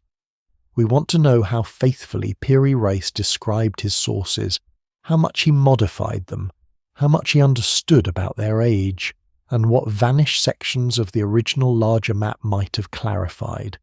Scholars still debate all of this, and they do so because the surviving evidence is enough to support disciplined interpretation, but not enough to close the case. The archive's silence is not random, it has structure. Fragile materials disappear first. Working documents perish faster than prestige texts. Maritime records, handled hard and stored badly, vanish with particular efficiency. Court collections preserve selectively. Conquest destroys unevenly. Translation keeps some traditions alive while stripping out others. Local knowledge carried orally can be astonishingly durable and then collapse in a generation under displacement or violence. A surviving map is therefore not a representative sample of what once existed. It is the remnant of a survival contest whose rules favoured chance almost as much as value. This is why historical confidence must be distributed unevenly. Some claims about the map are sturdy, others are provisional, some may remain permanently beyond recovery. A lesser known but deeply important problem is that absence in the record often looks deceptively clean. People imagine missing evidence as an open blank, when in reality it leaves distortions behind. If most working charts vanish but a few prestigious compilations survive, later generations may overestimate the role of scholars and underestimate the role of pilots. If literary geography survives but route manuals perish, they may mistake description for practice. If imperial archives absorb local knowledge without attribution, they may believe the archive invented what it merely captured. In this sense, the record does not merely forget, it misleads. The map at the centre of this story is powerful because it reveals some of that misdirection. It hints at source layers that should make us suspicious of tidy explanations, even when we cannot fully reconstruct those layers ourselves. What the record still cannot say, then, begins with authorship in the broadest sense. The name Piri Reis is attached to the surviving map, and rightly so as compiler, commentator, and historical figure. But the actual authorship of the knowledge embedded in the object is distributed across an unknowable crowd. Pilots, scribes, cartographers, captives, merchants, translators, and earlier compilers all stand behind the visible hand. Some may have been separated by centuries, some by language worlds so distant from one another that only the line on the page still connects them. We can infer that such a crowd existed. We cannot fully recover it. The map remains a social object whose society has mostly disappeared. The record also cannot say with final certainty how old some inherited geographic elements really are. This is where the debate grows most delicate. It is perfectly plausible that some source traditions behind the surviving map were significantly older than the map itself. That is normal in manuscript and cartographic history. It is also plausible that later enthusiasts have exaggerated the antiquity of particular features by mistaking composite transmission for extreme age. The evidence remains incomplete. We can often detect layering, but not always date each layer securely. A coastline may carry recent corrections over older structure. A label may preserve an old tradition attached to a newer form. A copied chart may merge sources of very different periods into a surface that resists clean separation. No single explanation fully accounts for every part because every part may not belong to the same historical moment. Then there is the problem of indigenous and non-elite knowledge. Much of the world's practical geography has always been held by people who did not leave durable written maps behind, at least not in forms later archives chose to preserve. Coastal peoples knew currents, landfalls, fisheries, channels, and seasonal behavior with extraordinary intimacy. Caravan communities knew routes and water sources with equal depth. Fishermen, navigators, interpreters, and local guides often acted as the indispensable infrastructure beneath elite geographic synthesis. Yet their knowledge enters the formal record only intermittently, usually filtered through outsiders. What survives in the record suggests their importance everywhere, but rarely with the specificity we would need to restore their full role. The silence here is not merely unfortunate. It shapes the whole history of what later counts as discovery. Another thing the record cannot fully say is how many maps once existed that would make the surviving one feel less exceptional. This may be the most humbling gap of all. We are tempted to treat the parchment as singular because it survived, and because its particular mix of detail and ambiguity is so arresting. But perhaps it is singular only in preservation.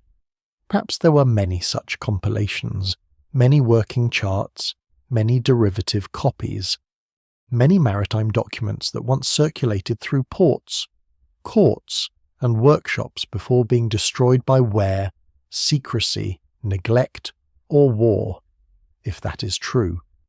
Then the map does not stand alone because it was unique. It stands alone because the others are gone. This possibility cannot be proven cleanly, but once seen, it is hard to unsee. Scholars also cannot say, in a final way, how much of the apparent strangeness lies in the map and how much lies in modern habits of reading. We compare old coastlines to satellite images.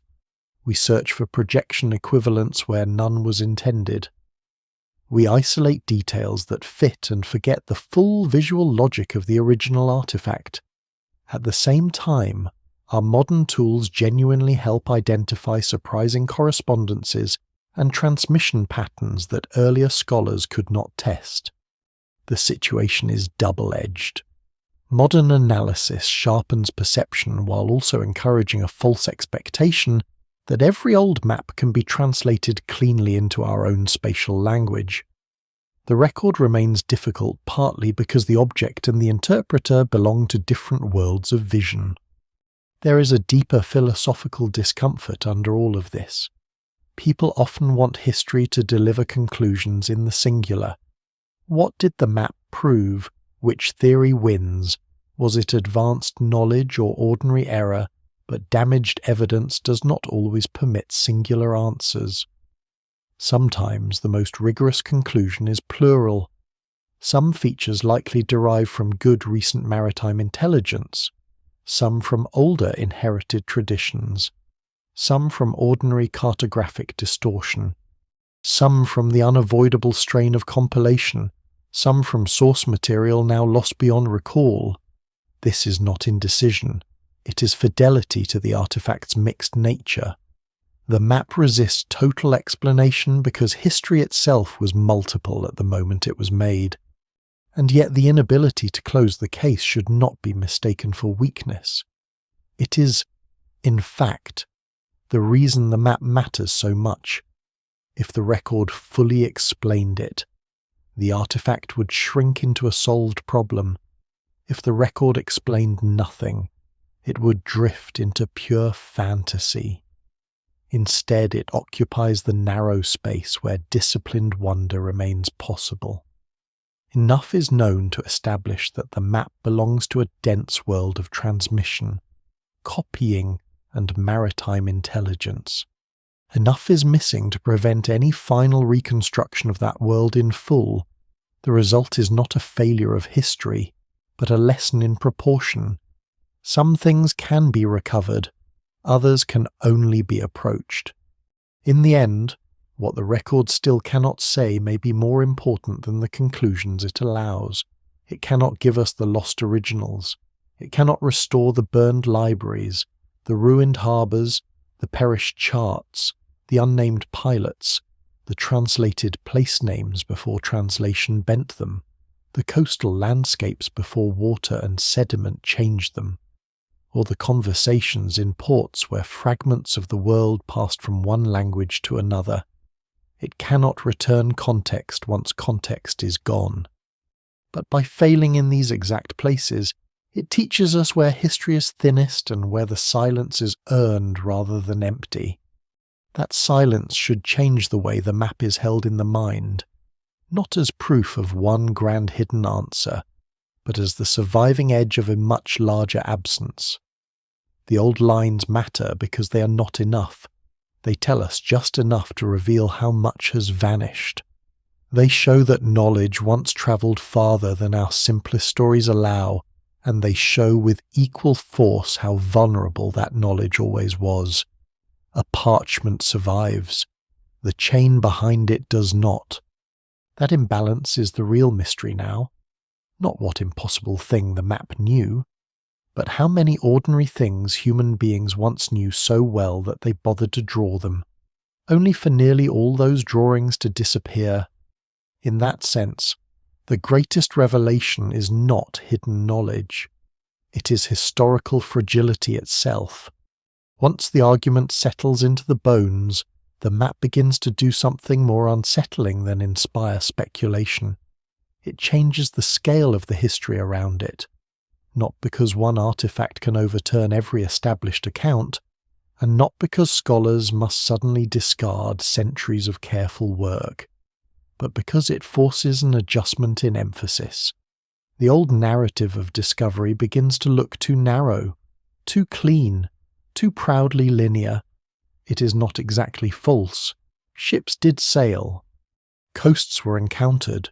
Routes were opened, named, fought over, and written into imperial memory. But the map insists that these events did not unfold on an empty mental stage. The world being discovered was already partly known, partly imagined, partly inherited, and partly forgotten in ways the simplest textbooks do not capture. That is the shockwave it sends through history. For a long time, public storytelling about exploration favoured singular moments and singular heroes. A captain lands, a flag rises, a continent enters history, a route is found, a blank on the map is filled. These narratives are easy to teach and easy to celebrate. They flatter states, they flatter progress. They give audiences a beginning they can remember, but they also erase the density of what came before. They understate indigenous knowledge. They flatten maritime practice into great man drama. They treat archival survival as though it were identical with real historical priority. And above all, they hide how much so-called new knowledge depended on the recovery, theft, adaptation, or translation of older knowledge already moving through the world. The map resists that simplification at every level. It is made in 1513, but it does not belong entirely to 1513. It carries older frameworks, newer intelligence, practical coastal memory, and the distortions of compilation all at once. That alone should make the standard story uneasy, because if one surviving document can visibly contain so many temporal layers, then discovery ceases to look like a clean frontier between ignorance and truth. It begins to look like entanglement. One culture reaches a coast using information shaped by another. A mariner corrects a line inherited from an older chart. A court compiler arranges fragments from different worlds into one new image. A rediscovery is called a discovery because the earlier chain of knowing has already been broken or ignored. The vocabulary remains dramatic, but the reality becomes more collective and less possessive. This has consequences far beyond cartography. Once the neat discovery story weakens, the broader structure of historical memory shifts with it. The ancient world no longer looks like a series of isolated civilizational islands waiting for modern connection. It looks like a patchwork of overlapping information systems, some written, some oral, some imperial, some local, some durable, some vanishingly fragile. The map does not prove total ancient global knowledge. It proves something more important, that our inherited scale for what counts as plausible, pre-modern connection has often been too small. Human beings shared information across distance more often, more unevenly, and more creatively than the tidy narrative allowed. A lesser-known but important consequence of this shift is methodological. Historians, archaeologists, geographers, and historians of science become more cautious about treating silence in the record as proof of absence. That does not mean silence ceases to matter. It matters enormously. But the map teaches a subtler lesson.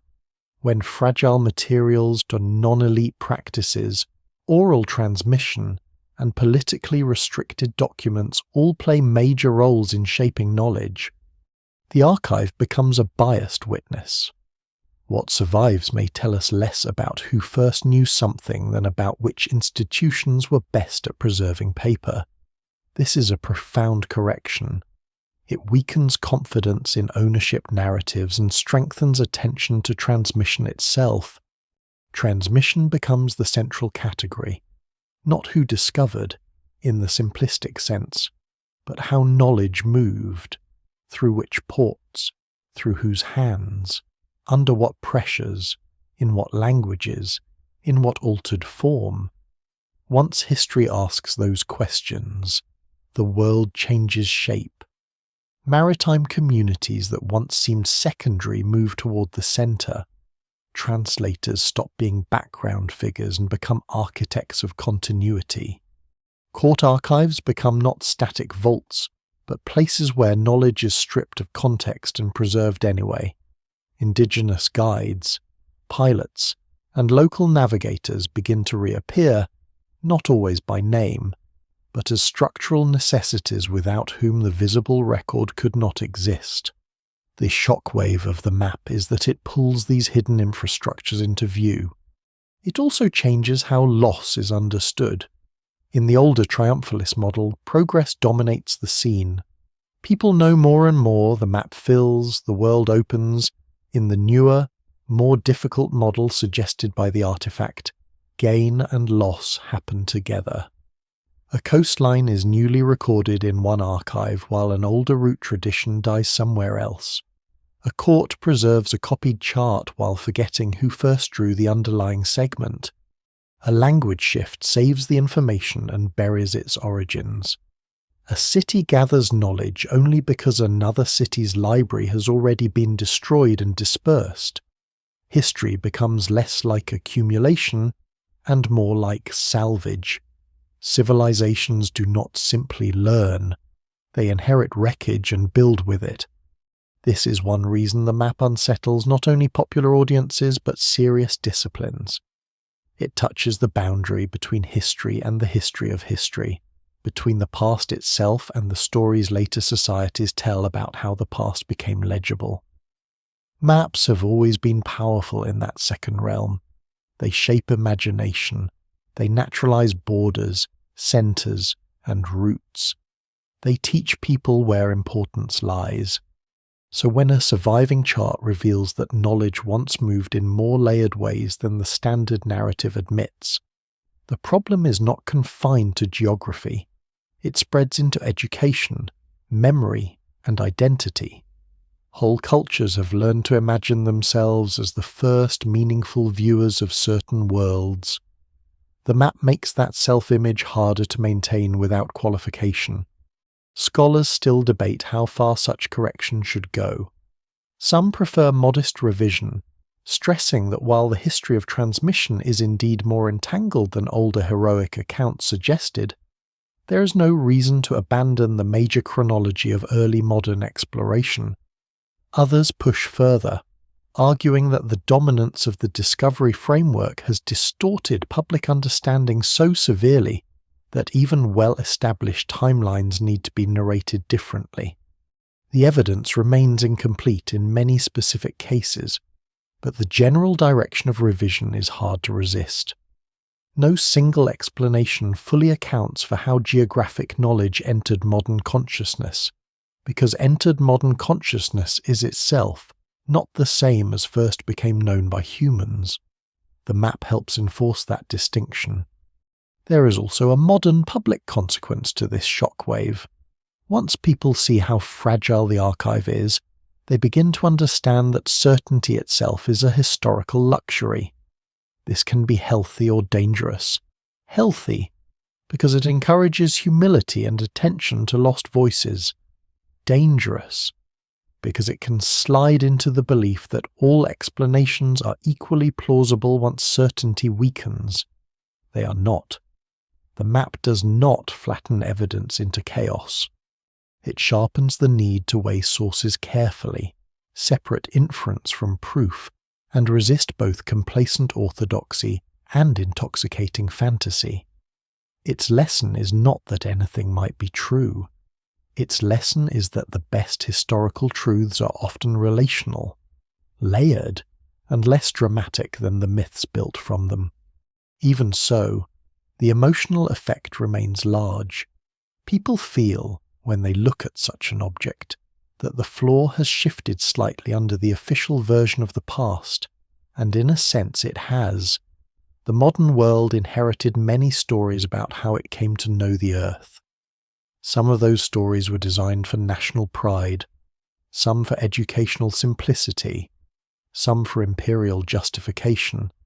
The map does not destroy them all, but it introduces static into their signal. It asks whether the world was ever truly blank to those who claim to reveal it. It asks whether the archive's winners have been mistaken for history's only participants. It asks whether human knowledge may have travelled farther than its surviving labels suggest. By now the consequences begin to widen beyond the map itself. If this one object exposes the fragility of discovery narratives, what about the rest of the record? What other artifacts are being misread because the stories surrounding them are too confident? What other fields still confuse first surviving evidence with first actual knowledge? The questions spread into navigation, astronomy, ethnography, environmental memory, and the archaeology of trade. They do not all yield the same answers, but the same pressure is there a demand to treat the past as denser, less linear, and more repeatedly erased than earlier frameworks allowed. So the shockwave is not an explosion but a long vibration. It passes through history slowly, unsettling broad habits of thought rather than blowing the discipline apart. The map becomes a correction more than a revolution. Yet corrections can be profound. They change which people matter, which silences are suspicious, which archives are trusted, and which words discovery, invention, first contact, first knowledge must be used more carefully than before. In that sense, the artifact does exactly what difficult evidence should do. It does not hand us a new myth. It weakens our attachment to the old one. And sometimes that is how history changes most deeply, not by replacing one certainty with another, but by making certainty itself narrower and the human past much larger.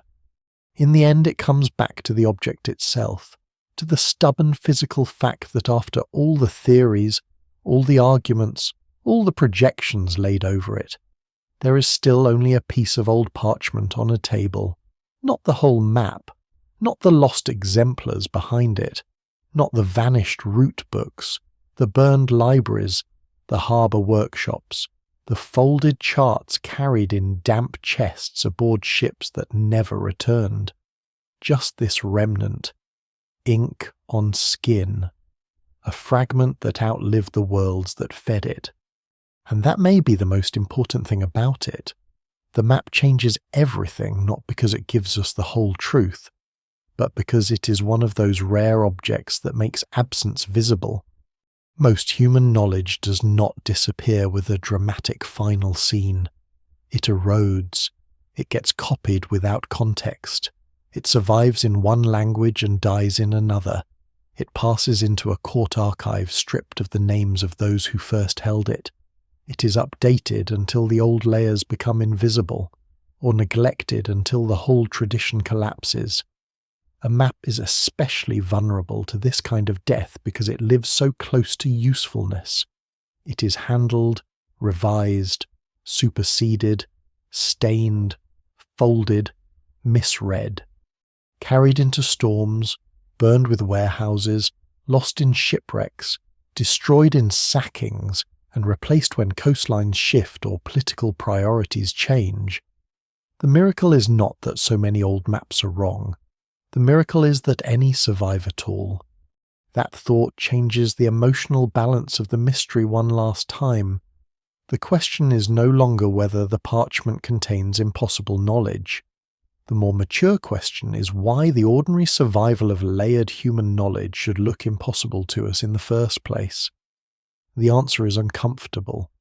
It looks impossible because the archive has been thinned so brutally that continuity itself now appears uncanny. We are living at the end of a long chain of destruction, neglect, and accidental preservation. When one document emerges carrying traces of older geographic memory, we respond as though history has violated its own rules. In truth, the document may simply be obeying rules we've forgotten, that knowledge is often collective, that it moves through unstable channels, that it can survive as shape long after origin has died, and that civilization loses far more than it keeps. The parchment therefore becomes something more than evidence about one coast or one compiler. It becomes a model of how human memory behaves under pressure. Pieces remain, meanings drift, attribution vanishes. Usefulness preserves what prestige ignores, and prestige preserves what usefulness wore out. A later age inherits fragments and mistakes them for isolated marvels because it cannot see the vanished system around them. What survives in the record suggests that this has happened repeatedly, not only in geography but across the whole history of science. Navigation, engineering, agriculture, and environmental understanding, entire methods disappear. Local expertise evaporates under conquest or displacement. Skilled traditions survive just long enough to be copied into forms that no longer reveal the lives behind them. The map is moving because it is familiar. It is one more instance of a pattern large enough to describe civilization itself. There is also something morally clarifying in returning to the material object. The old fascination with mysterious maps often drifts toward grand abstractions, lost civilizations, hidden atlases, forbidden sciences, but the parchment pulls us back to labor. Someone prepared the skin, someone mixed the ink, someone copied the notes, someone compared sources, someone made decisions about what to include and what to leave out. Behind those actions stand countless others who are no longer named.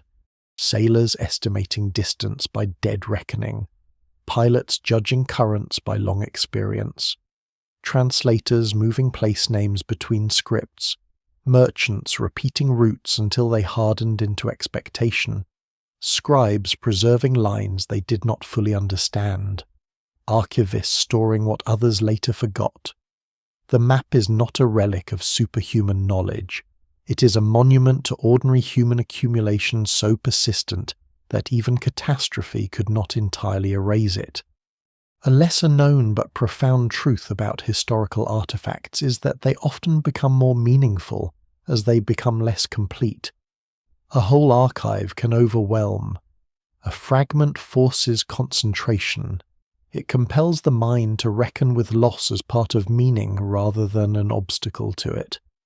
This map survives in precisely that charged condition.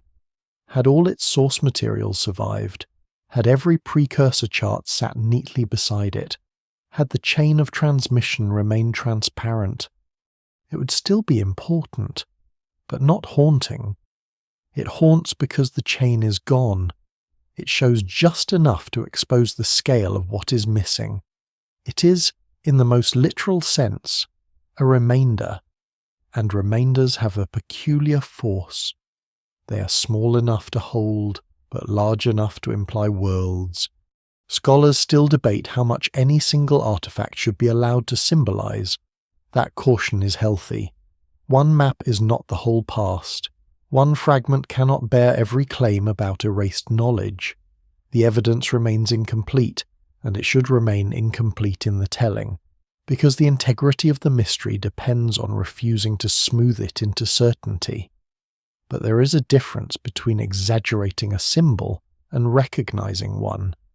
This map has become symbolic because it condenses, with unusual clarity, the central paradox of history. Human beings know more than the record keeps, and the record keeps enough to prove that much has been lost. That paradox widens the lens beyond cartography. Every civilization lives under the illusion that its knowledge systems are more durable than they really are. Libraries feel permanent until fire. Digital archives feel permanent until neglect, incompatibility, or political rupture. Technical expertise feels secure until the institutions training new generations collapse. Coastal memory feels stable until the coast itself changes. The old map on the table is a warning across centuries that preservation is never automatic.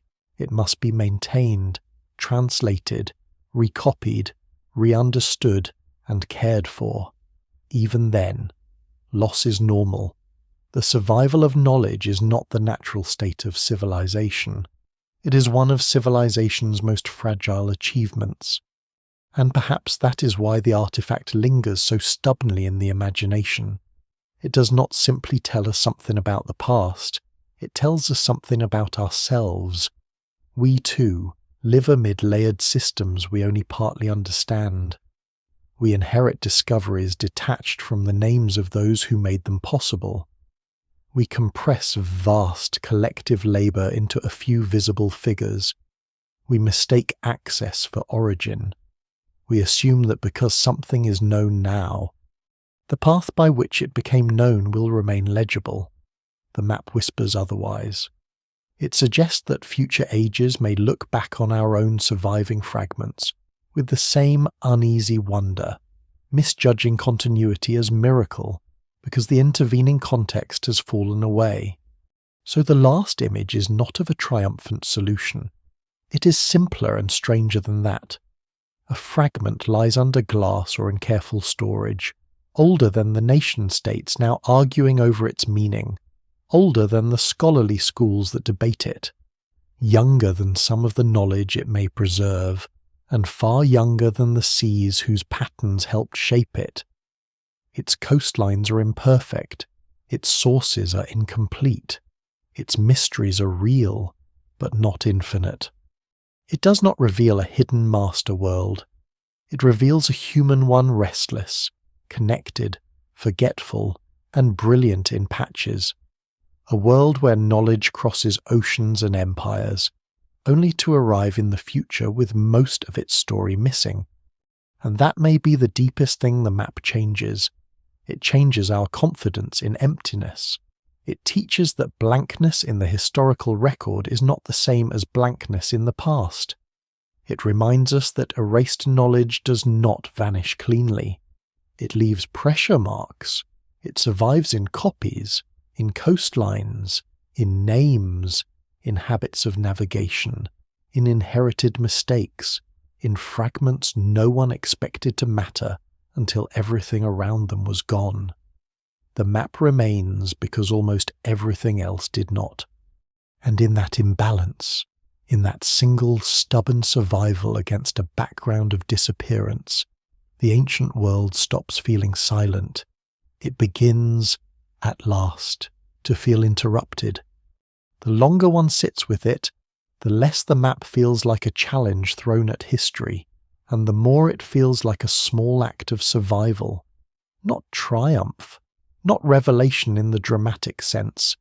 Survival, a surface that crossed centuries while the hands that made it, copied it, carried it, argued over it, and depended on it all disappeared into the same darkness that took so much else with them. And perhaps that is why the old fascination never fully fades. Because beneath all the argument about coastlines and sources and forgotten roots is a quieter recognition that this is what the past usually leaves us, not complete worlds, but fragments that still bear the pressure of complete worlds once held behind them. The ancient map does not stand alone in that. Ruined harbours, broken tablets, drowned forests, abandoned roads, scraps of text, bone tools lifted from cave dust, names that survive after places have changed beyond recognition, all of them tell the same story in different forms. Human beings make knowledge against time, not outside it. They chart winds, memorize channels, measure shadows, build libraries, tell stories, compare coastlines, and believe, for a while, that what they know will remain available. Then shorelines move, kingdoms fall, languages split, archives burn, trade routes die, the sea advances, the desert returns, the page tears, and the knowledge that once felt immediate begins its long collapse into rarity. But rarity is not the same as extinction. That may be the final comfort here, if comfort is the right word. Things survive unevenly, not enough, never enough, yet enough to keep calling us back. Enough to show that memory is more stubborn than ruin, even when ruin wins most of the visible ground. A copied line on old parchment can outlast the harbour that first gave it meaning. A mistaken shape can still preserve a true encounter. A fragment can carry the weight of a vanished chain. And because of that, the past is never quite as lost as it first appears, even when it is far more damaged than we want to admit. So the last image is not of scholars solving the map at last, nor of some hidden civilization rising intact from the shadows. It is quieter than that. A dim room, a sheet of aged skin, faded ink tracing a coast where land meets water, or once met water, or was remembered as meeting water by people now gone.